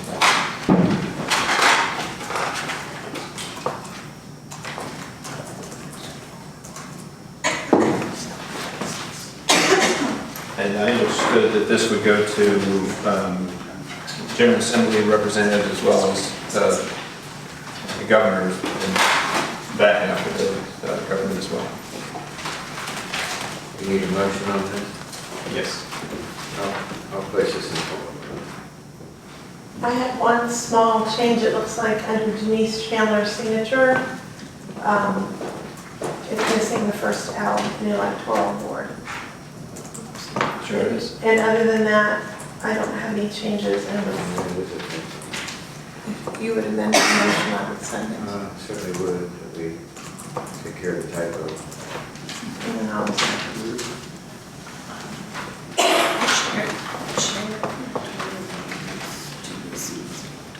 Motion all those in favor say aye. Aye. Aye. All opposed, nay. Done deal. Ms. McKiernan and the electoral board will be grateful for that. Okay. Next, I apologize for the length of this agenda item and board docs. A couple weeks ago now, we had a county-wide power outage due to the first energy lines that come across the mountain from Page County. And when that happened, we're not exactly sure what happened, but due to a surge or some other instance, our primary generator failed to operate. That primary generator serves all the buildings in this kind of line here from Treasurer's office down to the Sheriff's office. At the same time, the secondary generator that serves only 911 in the Sheriff's office also didn't operate.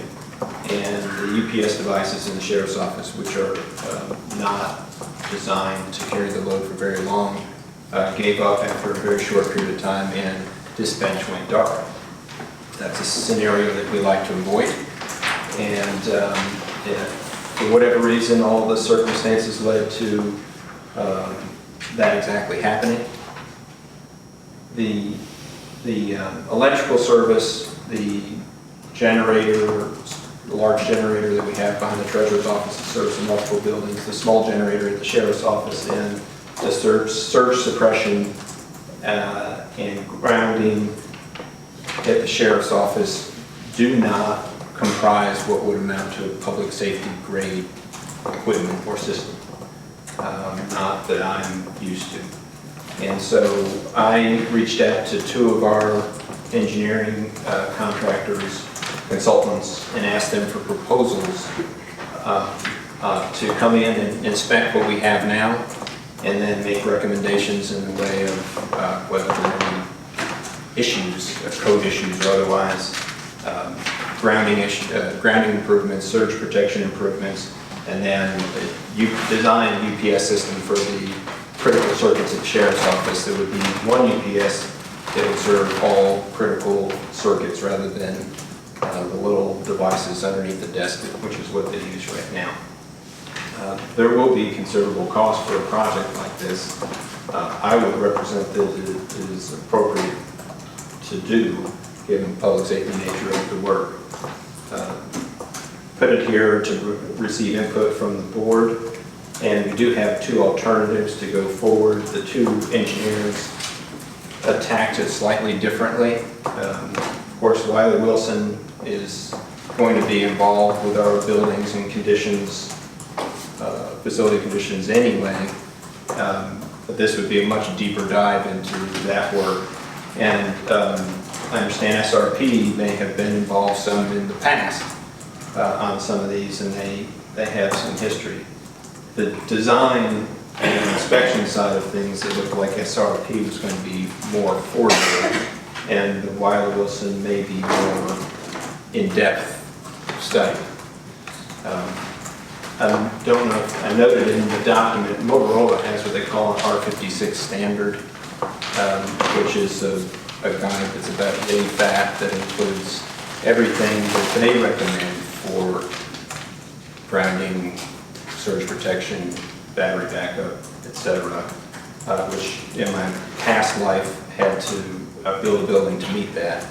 I wouldn't suggest that we will meet that exactly, because that is very difficult to shoehorn into an old facility, but it's a very good document for best practices, and as such noted that in the requested scope of work.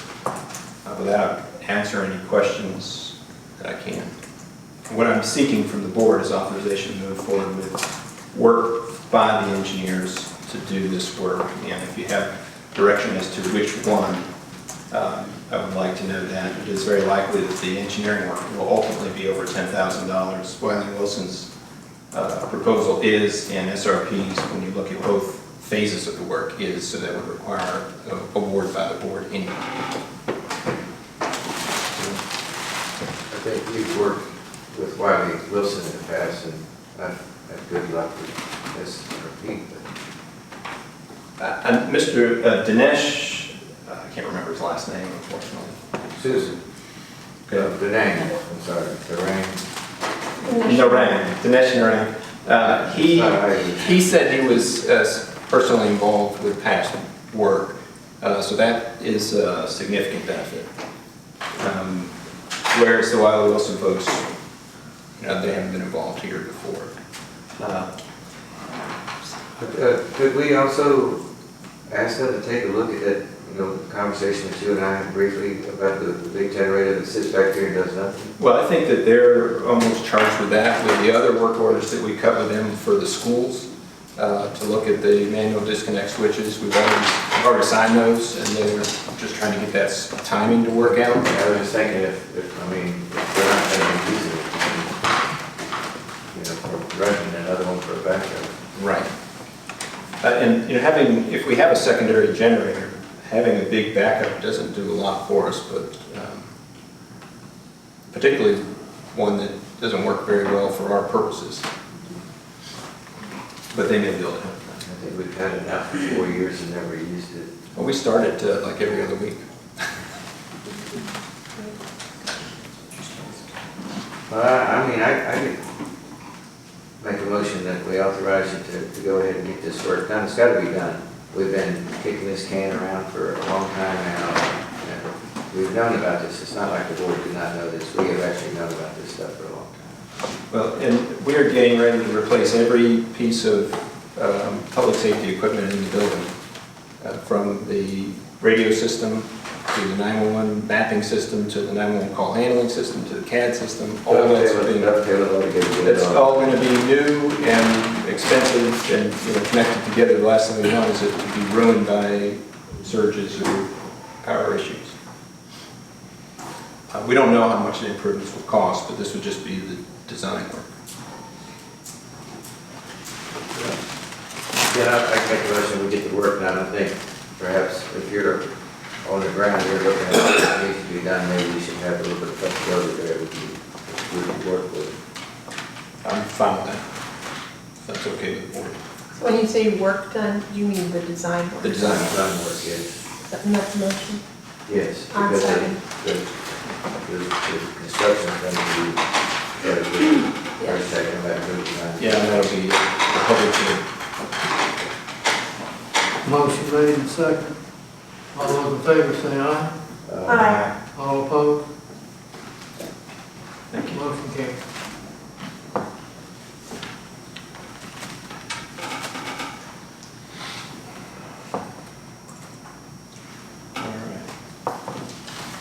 Next on the agenda, if you remember a year ago, we had the same topic. The VACO conference is coming up in November, and there aren't enough rooms at the hotel for everybody. So the way they work this is every locality can reserve 3 rooms, and to do that you have to pay 1 night up front to reserve that. But if we don't reserve them by July 15th, they're gone. So I'm trying to get feedback from the board. Mr. Lozinski told me that he obviously wouldn't be a candidate because he would be leaving the board in December. That was his words. I would like to go. I didn't get a chance to go last year. Events pulled together that didn't allow me to go. I don't know whether to reserve more than 1 room. When is it again? November 10 through 12.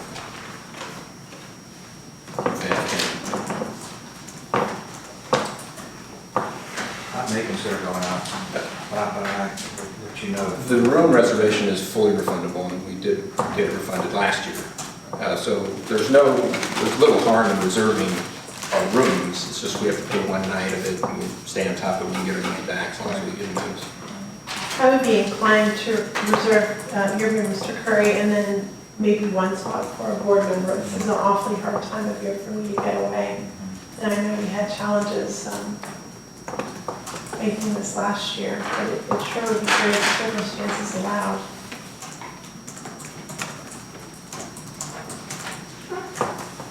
I think I can go for a consensus of the board. 2 rooms is okay for now, and if we don't end up filling them, I'll hands on. Very useful. It's, I've heard that it's useful for board members because you're amongst many of your peers. And you can commiserate, just like the LGMA is very good for me. We get to talk about board members, you can talk about them. Talk about the public. They're always right. Next is the addendum item for the Rappahannock County Public Schools non-resident admission regulation. Ms. Smith asked to be on the agenda. I've included in the agenda the regulation as well as the tuition application. Dr. Grimsley for sticking around for us.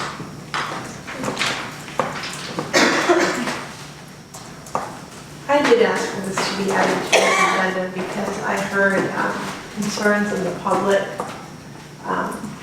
about this coming up. And also, I have to say, I personally have questions or concerns about the timing of the release because apparently it was sent out in May and approved at the school board level.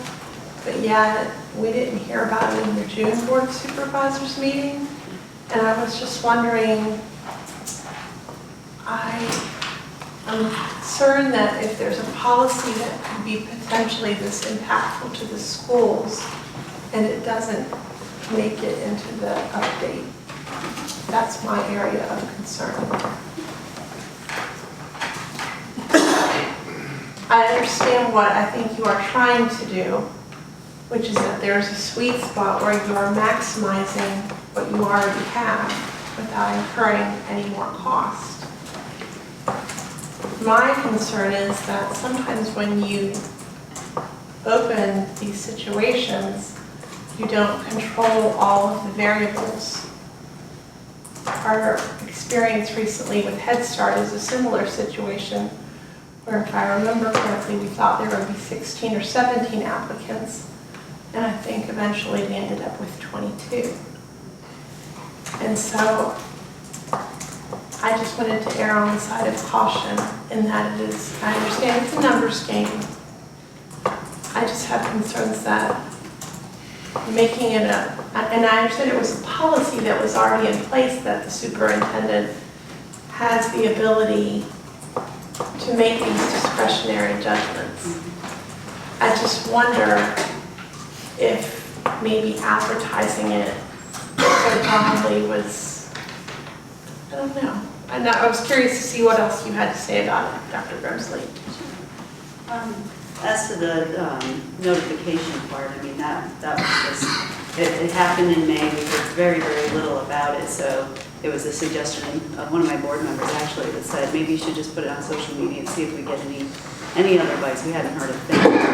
It just was honestly didn't think it was that impactful because honestly what we're talking about was maybe a handful of kids that would even, parents that would apply. So the impact of it didn't really hit me until we did put that out and we did have some feedback that came out. And I wasn't aware of, the bad taste in some people's mouths because when it had been revisited many, many years ago, there was under different circumstances and things. So I understand that. I didn't at the time. So my apologies for not putting that in an update, but honestly, it didn't appear to have a heavy impact at all, and that's why it didn't make it.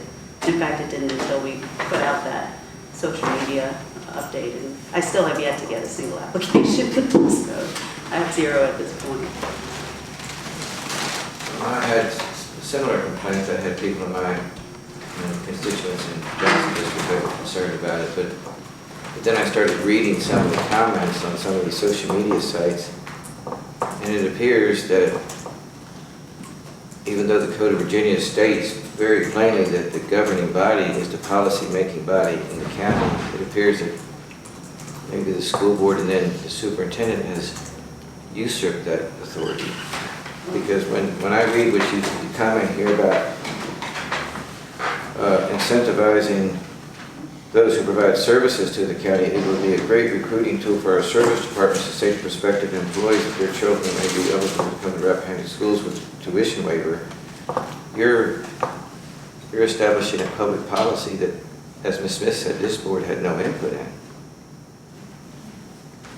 I understand that concern. From our perspective, it's a school policy, but I see how they may overlap, so. No, they don't may, they do. And that's my biggest concern is that I kind of feel like Rodney Dangerfield already, that nobody respects this board in this county, and for very good reasons probably, but we should have been involved in it. Well, I assure you that's not the case with us. We do value our relationship with this board. In fact, I think we're making history with the way our boards are collaborating, so I don't want that, something like this to put a wedge in that at all. And my board will, consider any feedback. But as far as the motivator, that's not a motivator of any change in policy. That's a side benefit that we saw. So, but the main motivator is we are paying for these seats anyway. They're there. It's redirecting state tax dollars from other zip codes here, if we get any. So Well, that may be that's really the motivator. A legitimate concern of the school board and the superintendent, maybe, to try and do that. But when you start talking about making recruiting tools for area businesses, that falls back on the board policy, I believe. Because this board has been authorized and, we're supposed to conduct the studies to the planning commission with the comp plan, we're supposed to set the tax rates, we're supposed to set the zoning regulations that dictate lot sizes and zoning ramifications throughout the entire county. And somehow we didn't know about this. So I feel kind of blindsided. I find it on Facebook. It sounds like it's just an innocent byproduct of a process. I don't read social media, so I don't really know all about that. But I would like to know, just a brief synopsis of what the goal is. And I'd ask a question about what the normal tuition is. First of all, what our costs are per student. What is the current charge for tuition for Rappahannock County students? And what would be the charge with this new program, and what would be the income from the state? I'm also curious about how many students we have right now that are paying out-of-county tuition. We had one application for part of the year last year that we're paying, so. Right. Really. The cost is right around $7,000. We're bringing our new adjusted rate to the board next week because we have to readjust it each year. So that hovers around $6,000 to $7,000. Right. Our per pupil expenditure is usually hovers between $13,000 and $15,000 depending on what you're spending per pupil. State revenue from ADM funding is right around $6,300 for that. But again, your per pupil expenditure is based on your operational costs. So if you increase ADM and don't change your operational costs, your per pupil expenditures will go down. It's a strategy that I had seen other superintendents in rural localities use to, again, direct ADM dollars that should be, could be coming in elsewhere. Not a big fiscal impact. If there are, you're allowed to assess those costs. So, and is it going to be beneficial to have a student that has additional needs that are going to be costly to mitigate it? Probably not, unless the parent's willing to pay for them, and then that's assessed too. And that's in the regulation as well. So that's really what the intent was. And basically, if we can stabilize that ADM and make up for, we took a big hit at the state level for that enrollment loss funding. You remember that $75,000 that would come to rural districts that are having that enrollment decline trend. We lost that this year, which hit us hard, which was almost exactly the portion we were short to make our budget. So it's an attempt to try to bring back some and stabilize that ADM figure. So we're not coming to you to first make up the difference in the state revenue that was lost, and then here's our needs and let's build on those. So that's the idea behind it, honestly. So I doubt it will even do that. I'll probably be lucky if I have 5 applicants. The majority of calls I've gotten over the last 2 years have been from landowners who actually do pay taxes and support the schools.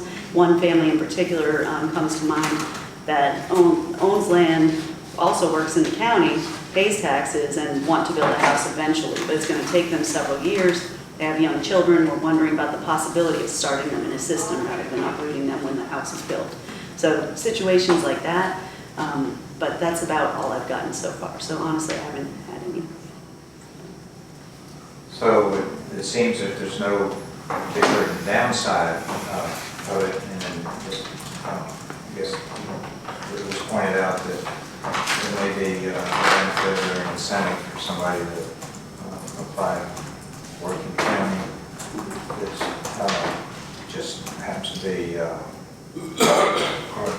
random result of this program. It doesn't strike me as the school trying to control the county's policy. Well, I'm sorry, That's fine.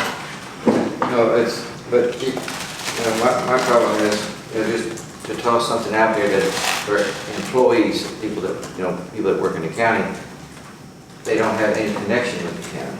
It's one thing to have to be a property owner and be paying taxes, but they can have 100 acres in land use and be paying less than $1,000 a year in taxes.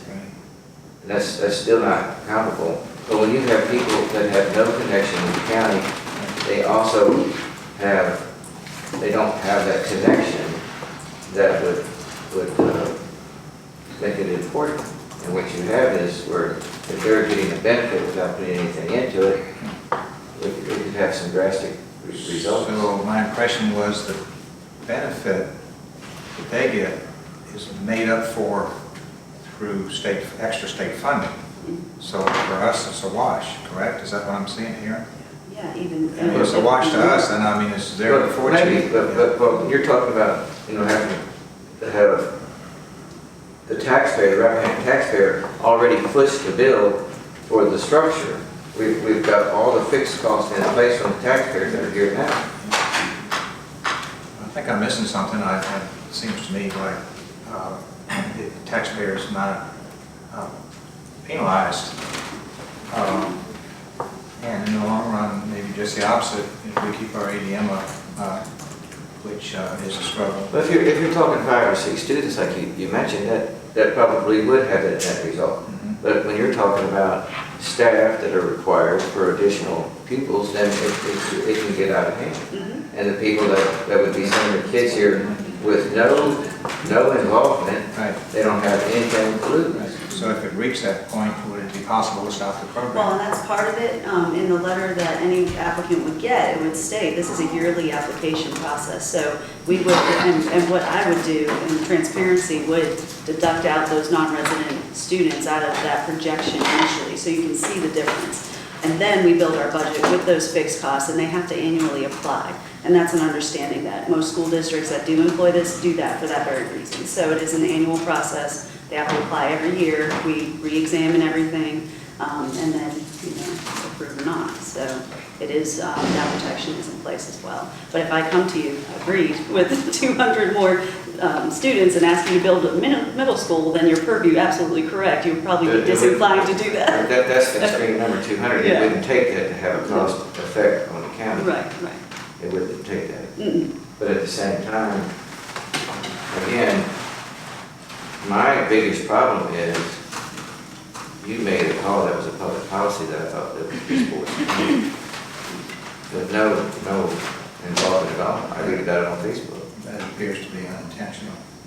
Well, it may be, but I'm just putting it out there. I don't like to see that. I don't want to be blindsided by my staff. I might be blindsided by another agency in the county. A lot of the work we do in our career and technical ed department, and maybe that's my former hat as career and technical director, but that's a big alignment between the schools and county labor market analysis needs and things like that. And we've never ever gone through any of those policies with the board, and maybe a board member should come to our career and tech advisory meetings and then be a part of it, because then, We don't know about it. yeah, and maybe we should advertise that more widely for board members to come. We would love that input, I absolutely. mean, I kind of work with that a little bit with this Piedmont Workforce Networks, what the old name is. I still can't remember what the new name is,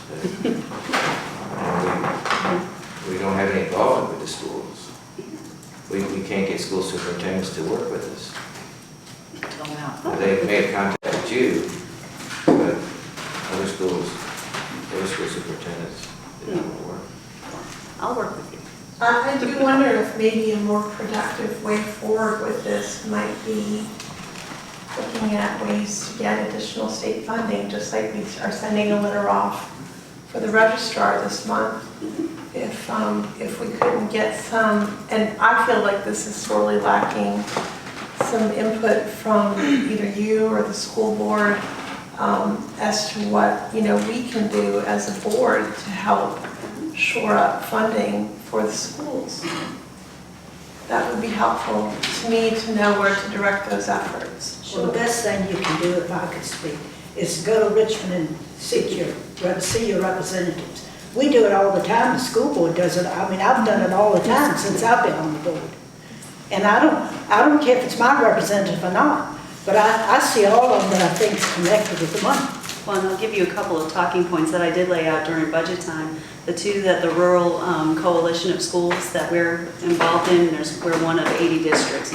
So we are going after additional at-risk add-on funding, and we're trying to reinstate that enrollment loss funding that's really essential for our schools that are seeing those pieces. So if nothing else, those are the two that we're trying to use the existing state formula, because it doesn't look like that's going to change anytime soon. I know a lot of the efforts to reanalyze LCI, the local composite index, and all of that, it made it closer to the floor than I've ever seen it, I think, before, but it still died. And for very good reason, that funnels a lot of dollars elsewhere. So we're trying to use the existing infrastructure of that cost construct to bring in and redirect those dollars that your state money is going to those children anyway, regardless of zip code. We can be extremely selective, and it is an annual process. And if we get to that point, then that's the part we report out at budget time. But at-risk add-on funding, enrollment loss funding, that's what we would need to stabilize that without something like this, absolutely. And those are the two that we're going after through the Rural Coalition. Well, seems like since I've been on the board 10 years, it's the number of students have gone from well over 900 down to a little over 700. A little over 800. A little over 800, yeah. So I anticipate, how things ebb and flow. I anticipate that that's going to build back on some in the future. But I take it that this is an effort to build back some student body into the school system.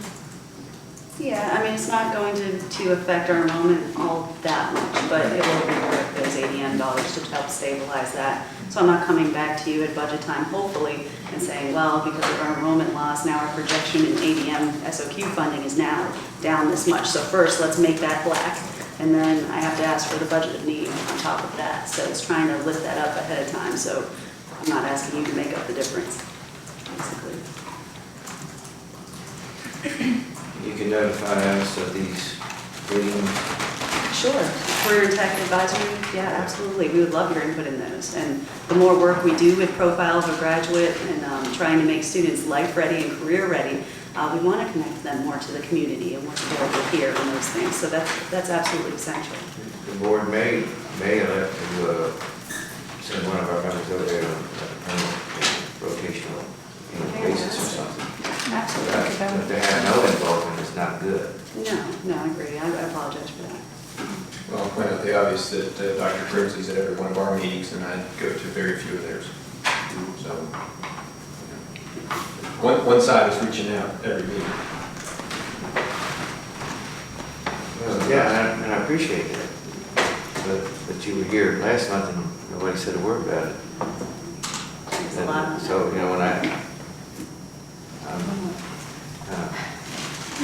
read it on Facebook. That was my bad.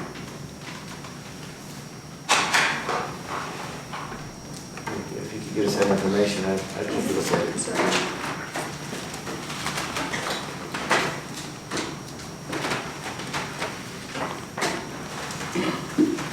I believe that brings us to the second addendum item regarding deer vehicle collisions. Two of them that Supervisor Frazier had an interest in.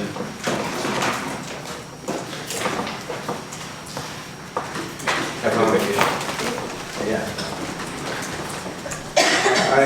I guess I'm selected the pets and I primarily head toward Warrington if I go somewhere or Culpeper.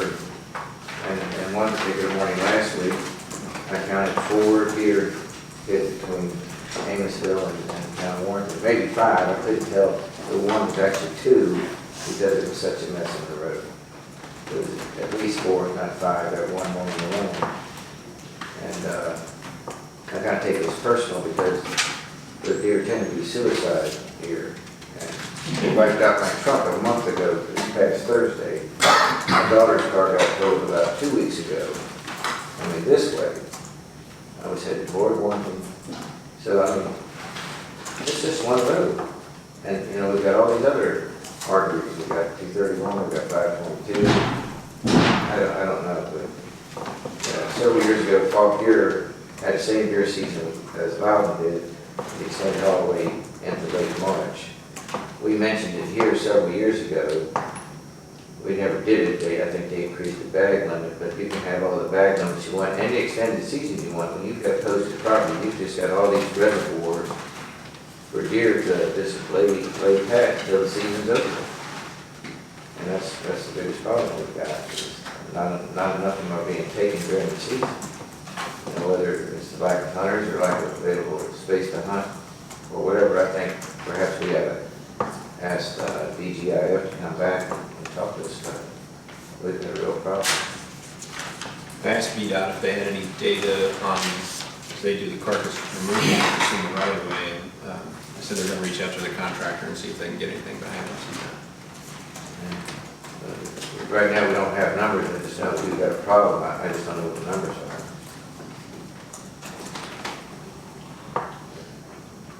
That's one reason we did the Earn a Buck program, was to get rid of doe. Yeah, but I'm saying, and that's not enough. I know that's not enough. And you're right about the hang out on posted property. And I don't think that we can, well, I mean, we have to oblige the laws we got from the game wardens. I mean, we just can't form a posse and go out and start shooting deer and take them to the food pantry. The thing is, Mr. Frazier stated, perhaps we invite DGIF here to help us understand whether we do have any options or levers to pull that could make an impact. Yeah, I don't know, Clark here, for some reason, they don't, the last at least 2 years, they haven't had the extended season like Loudon does. But they did have it, they ran all the way to like March 25th or something. That's an additional almost 90 days. As long as the weather's cold. I got a friend who's hunting in Clifton right now. Well, maybe not today, but he was hunting last week. The bow only, but they have damage zones because the deer are just crazy. They're shooting them right now. They're taking them, packing them full of ice and taking them to coolers where they get them processed. So it's not too hot if you stay on top of it. So March certainly isn't. No, I'm all for. So I will reach out to DGIF and see if I can have somebody come to our next meeting. I appreciate that.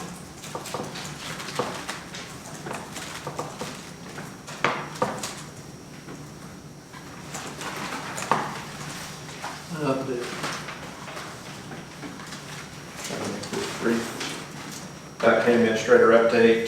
I understand that Chantel has taken control of the Huntley Silo Tower recently, and in that they have added fiber backhaul through Comcast and have added 4G to that tower. I know that Sprint and Chantel have been taken a lot of heat in the community lately, and we're trying to communicate with them the best we can to let them know about the issues. This is at least one thing that they let us know about that may make things better for a few people in that area. So I haven't managed to get up there to see if it improved. It brought 4G LTE coverage, but I was surprised to hear before that there were just 2 T1 lines and only 3G coverage off of that town. As far as telephone service landline, no Verizon issues in the last month that we were made aware of, and then 2 CenturyLink issues, one recurring issue of static in Harris Hollow that was addressed, and then issues in Jericho Road which have been caused by backhaul issues, which we believe will be, CenturyLink says, will be resolved when the fiber build is complete. Of course, they can jump over copper lines and make temporary fixes, but it appears to keep happening in that area. Those have both been resolved right now. Harris will be starting site work at our Sperryville and Amosville tower sites before too long, hopefully. You have a public hearing tonight regarding the Amosville site.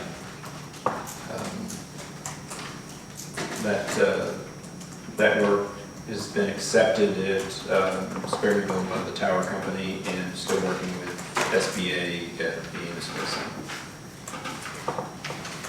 The former county administration building electrical upgrades are nearly complete, but they're on pause right now because we can't bring down the power to the connection points for the generator. We couldn't until there was reliable backup power for the sheriff's office and the secondary generator was down. So now we have a rental over there so we can reschedule that work to finish that work at the former admin building. I noted earlier the space needs study is progressing very well. The computer order that I talked about that we accelerated from 20 into FY19 due to the Windows issues, all those have been received and distributed, and all those computers are stored in small EPS devices to preserve them. And lastly, I want to thank Lauren May for her work on the Has Waste Collection Day at the co-op over this past weekend on Saturday. We had 103 vehicles bring materials that would otherwise end up in somebody's landfill or who knows where. So that was very successful, and clearly got the word out. That's all I've got.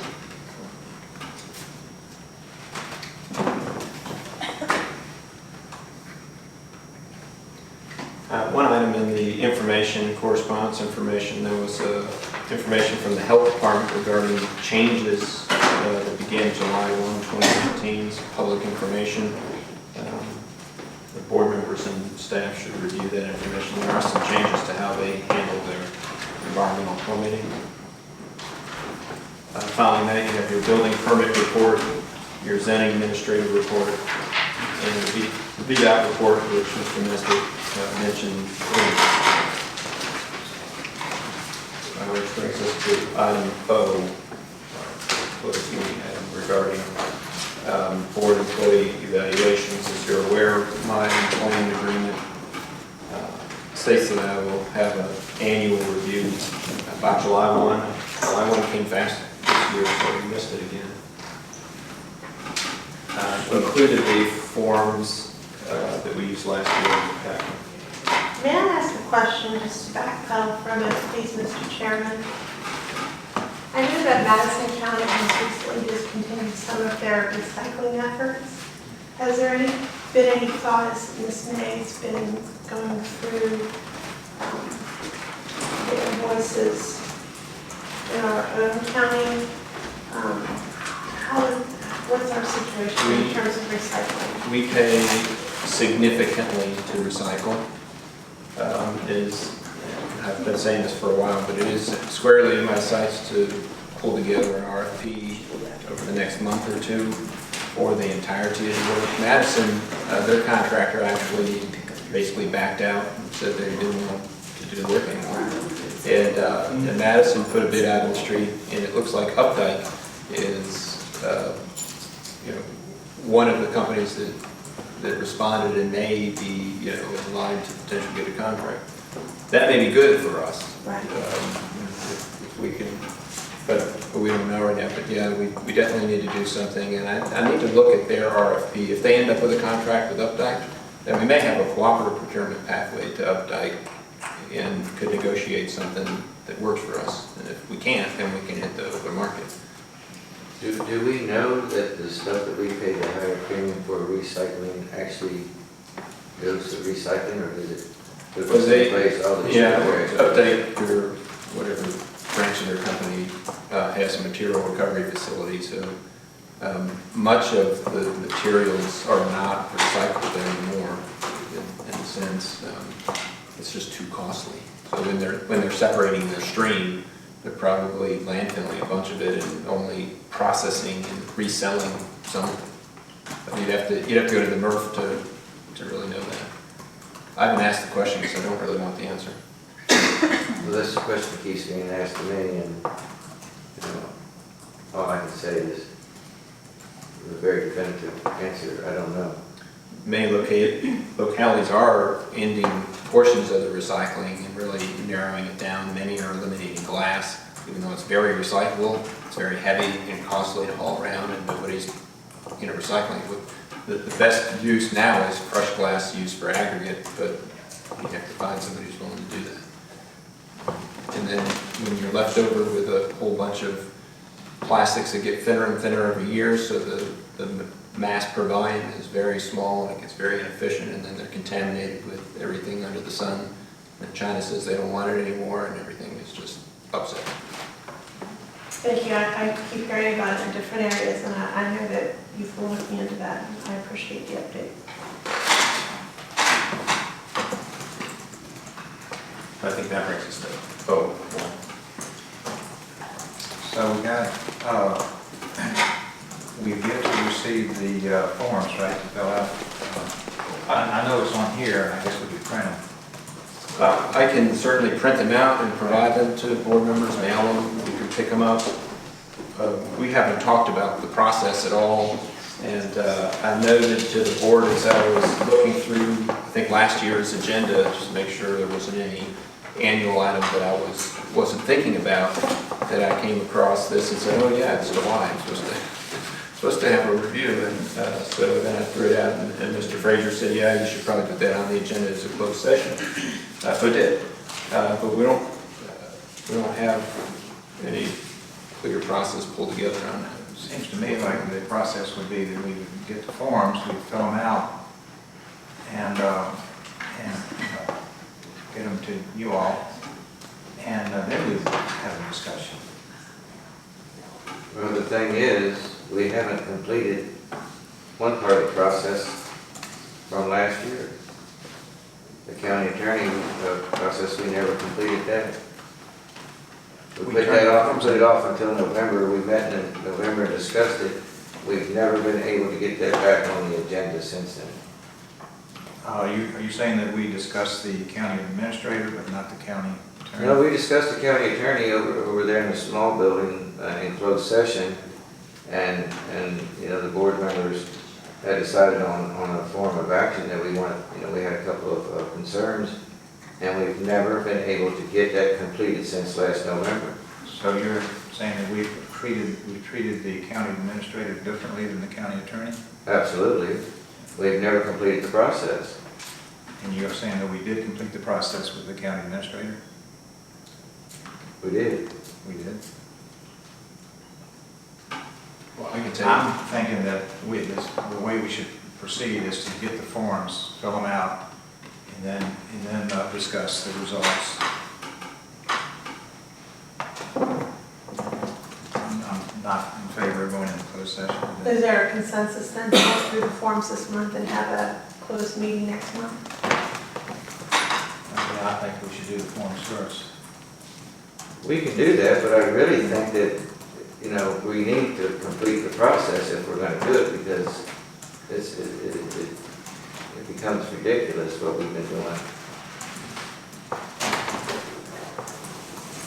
Well, I know that I've urged several times that we go into closed session to discuss the upshot of the performance reviews. And we've never been able to get there. So No, it keeps getting taken off, it keeps getting put it in. keeps getting cut from the agenda, so, And like I say, if you don't discuss it in a closed session where it protects the privacy of the employees, it has to spill out into the public arena. And that's why we've had such contentious meetings for a year. Because we don't handle things properly.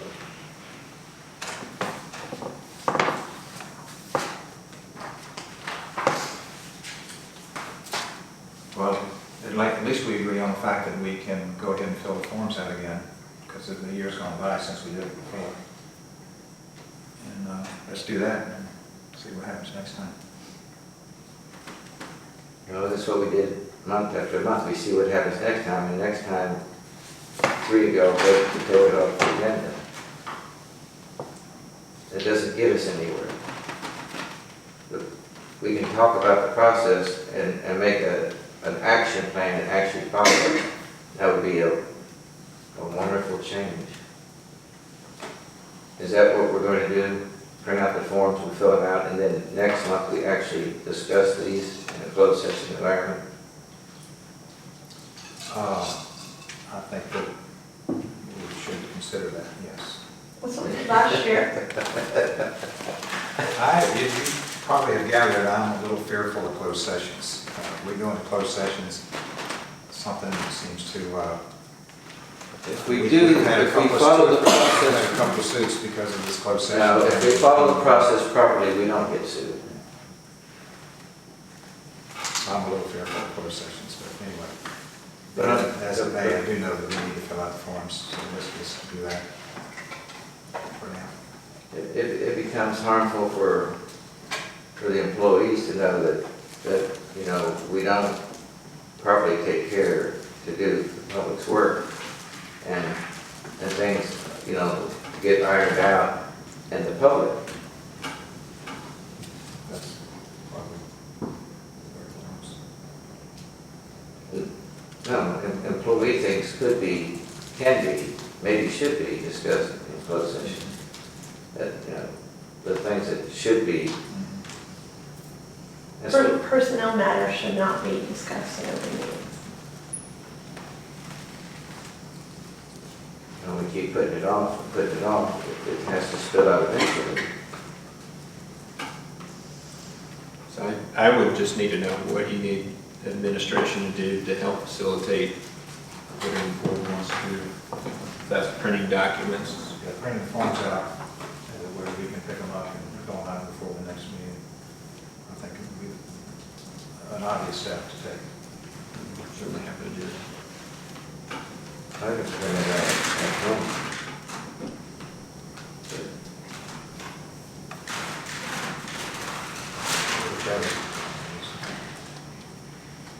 Who tabulates it out, you do? UTEP, last year, it was close meeting material, the board individually filled out the forms, you collected them, and then you I had a meeting with you to discuss the information.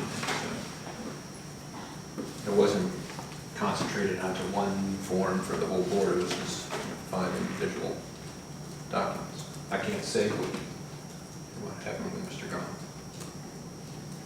I think the same thing happened with Mr. Goff. We had a similar meeting, and several of the board members had concerns, and they never got addressed. We never went any further than that meeting.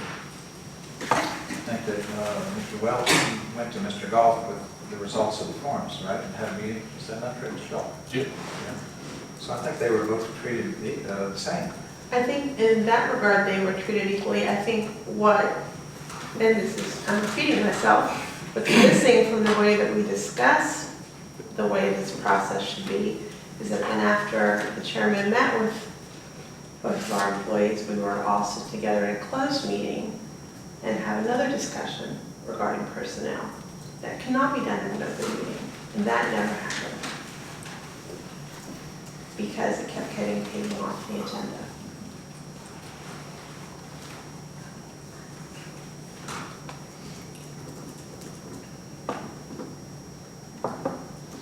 Why is it difficult to make a decision?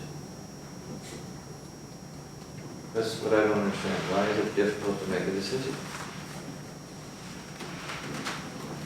Anyway, for right now, let's get the forms and fill them out.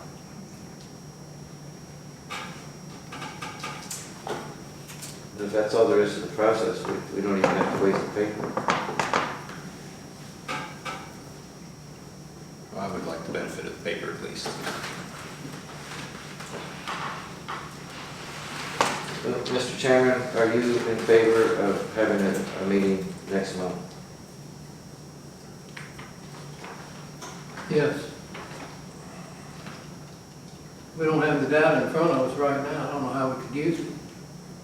Well, no, but we have to have a plan. That's what we've been saying for 10 minutes. I think we came up with a plan. You just don't like it, Mr. President. No. Why would you make a statement like that? I want to know what the process is. You haven't come up with a plan. Why do you think you came up with a plan? All Mr. Harris wants to do is fill out the forms. That's not a plan. That's absence of a plan. Oh, boy. So what do you want to do, Mr. President? I think that we should have a process. That's what I said. Didn't you hear me say that? We need a process. If we're going to print out the forms, fill them out as individuals, then part of that process would be to come back together next month. At that point, we have something to discuss. We have some data that we generated ourselves. We can meet in a closed session and discuss it. But I can't get an agreement with 3 members here. Well, now, I thought that's what Mr. Parrish said. No, he's not agreed to it, and you haven't said anything. It's just the 2 of us down here talking. I also haven't wrote it out. So all I say is, let's get the forms, let's fill them out, come back next month, go from there. That's the process. But there's 4 of us sitting here, Mr. Chairman. You haven't said anything. It's just been the 3 of us, and he doesn't want to do anything. So that's why I asked you, and you said you have a plan, but you never weighed in on it.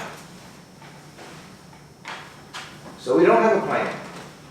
We got 2 that want to do something, 1 that didn't, and 1 that didn't say anything. That's not a plan. There's 4 members of this board here today. There's a 5th member that's not here today. So I want to know what we're going to do next month when all 5 of us are here. Well, I guess I was thinking that what Mr. Parrish said, that we're going to take the questions and answers and discuss them. And then make your decisions from that. I thought that's exactly what we wanted to do. So we have a consensus at least on getting the forms and filling them out. So with that done, do we need a motion to recess or? You would just recess. If there's no motion coming for this agenda item, then I guess you move on to the next item, which is recess. What do we say to recess? Let's recess.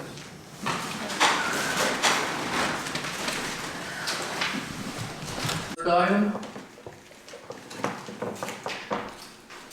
So public hearing for the public safety antenna co-location on the monopole behind the Amosville Volunteer Fire and Rescue. I said Edmonton, which is in Gloucester, which is ADFR. Michelle will give an introduction. That makes you feel better. I mess up. You've already messed up.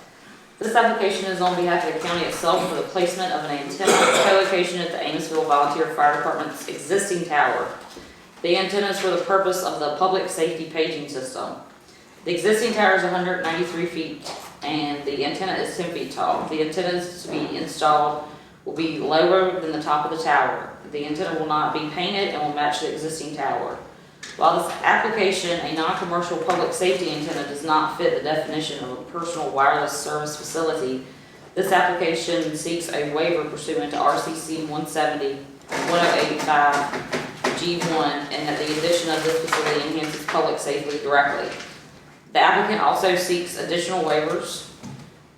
170-1085 B5 bonding, not applicable for the county to issue a bond to itself. 170-1086C6, personal wireless facility definition. A non-commercial public safety antenna does not meet the definition. 170-1086C9, permission lease to use the existing tower. The final lease is still pending. And lastly, 170-1088E, antenna color to blend with the tower. The standoff antenna will be natural galvanized aluminum color, and given the height, will blend with the sky background better than the existing tower does. I'm happy to answer any questions.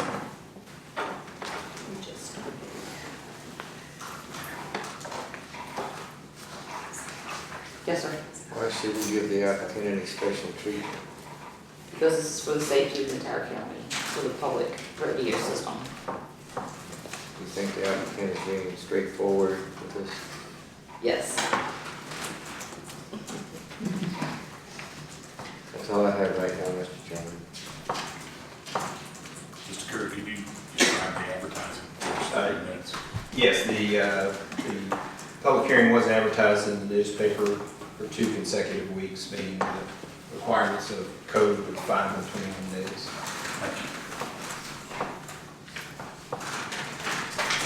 With that introduction, as the applicant, I don't think I have anything to add. It would be appropriate to open the public hearing and see if the public has anything. I should add one thing. I did, as the applicant, send letters to the contiguous property owners as required by code. Any other comments from the board?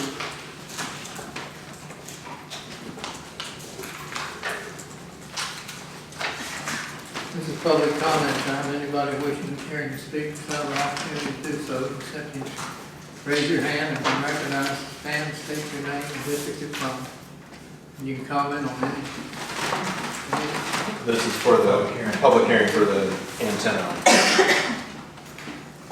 Oh, for the public hearing. The public hearing on the antenna. And I open the public hearing now. Anybody care to speak?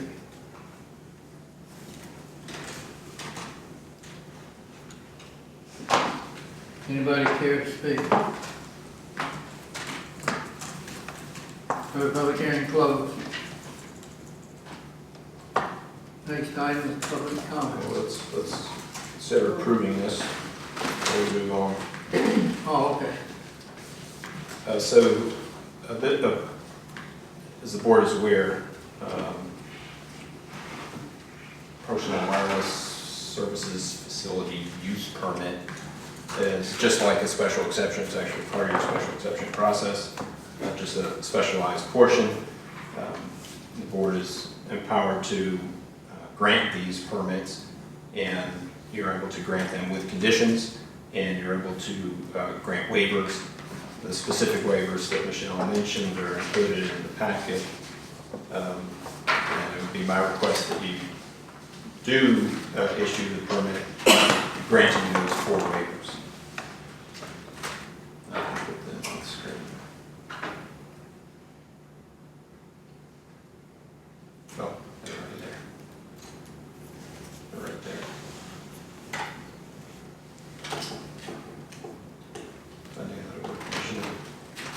I put this forward in the form of a motion. I'll second Is that with the 4 requested waivers? Yes, but I don't know if we should be any more lenient on the county than we would anybody else. I think we should. I'm trying to drag this out because Chuck said we'd be out of here in 15 minutes. Could we make it 17? That's what You didn't bet it, did you? I didn't bet it. I didn't know whether I should or not, but that would be a COIA issue, I believe. Yes, I think we should approve this application with the 4 waivers as requested. Well, we have a motion, we also have a second, don't we? Second. All those in favor say aye. Aye. Aye also. All opposed? I just want to thank the applicant for doing such a thorough job.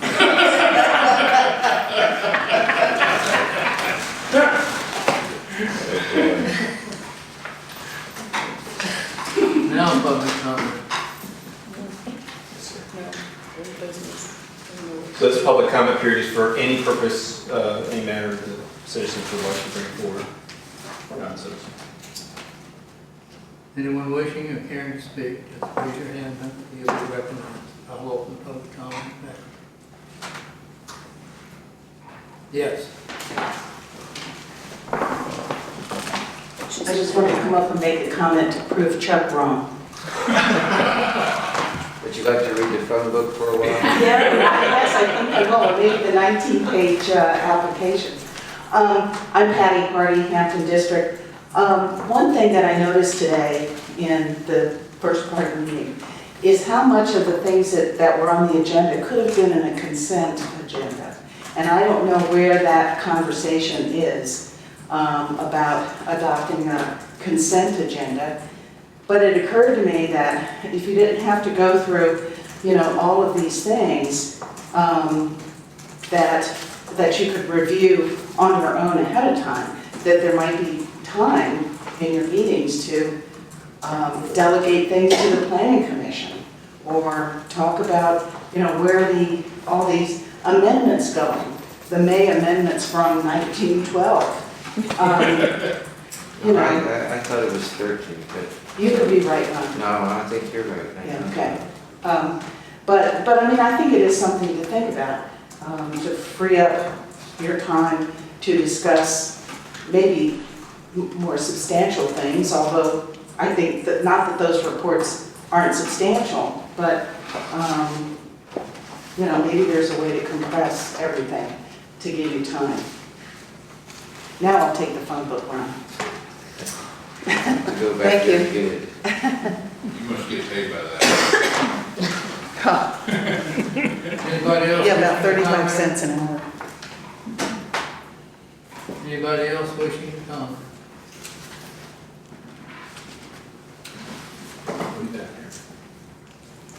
Clear public comment closed. Chuck, we got a lot of business to take care of. What's that? So we have a lot of business to take care of now. Go ahead. Maybe we should amend the agenda. Hope you don't get bored.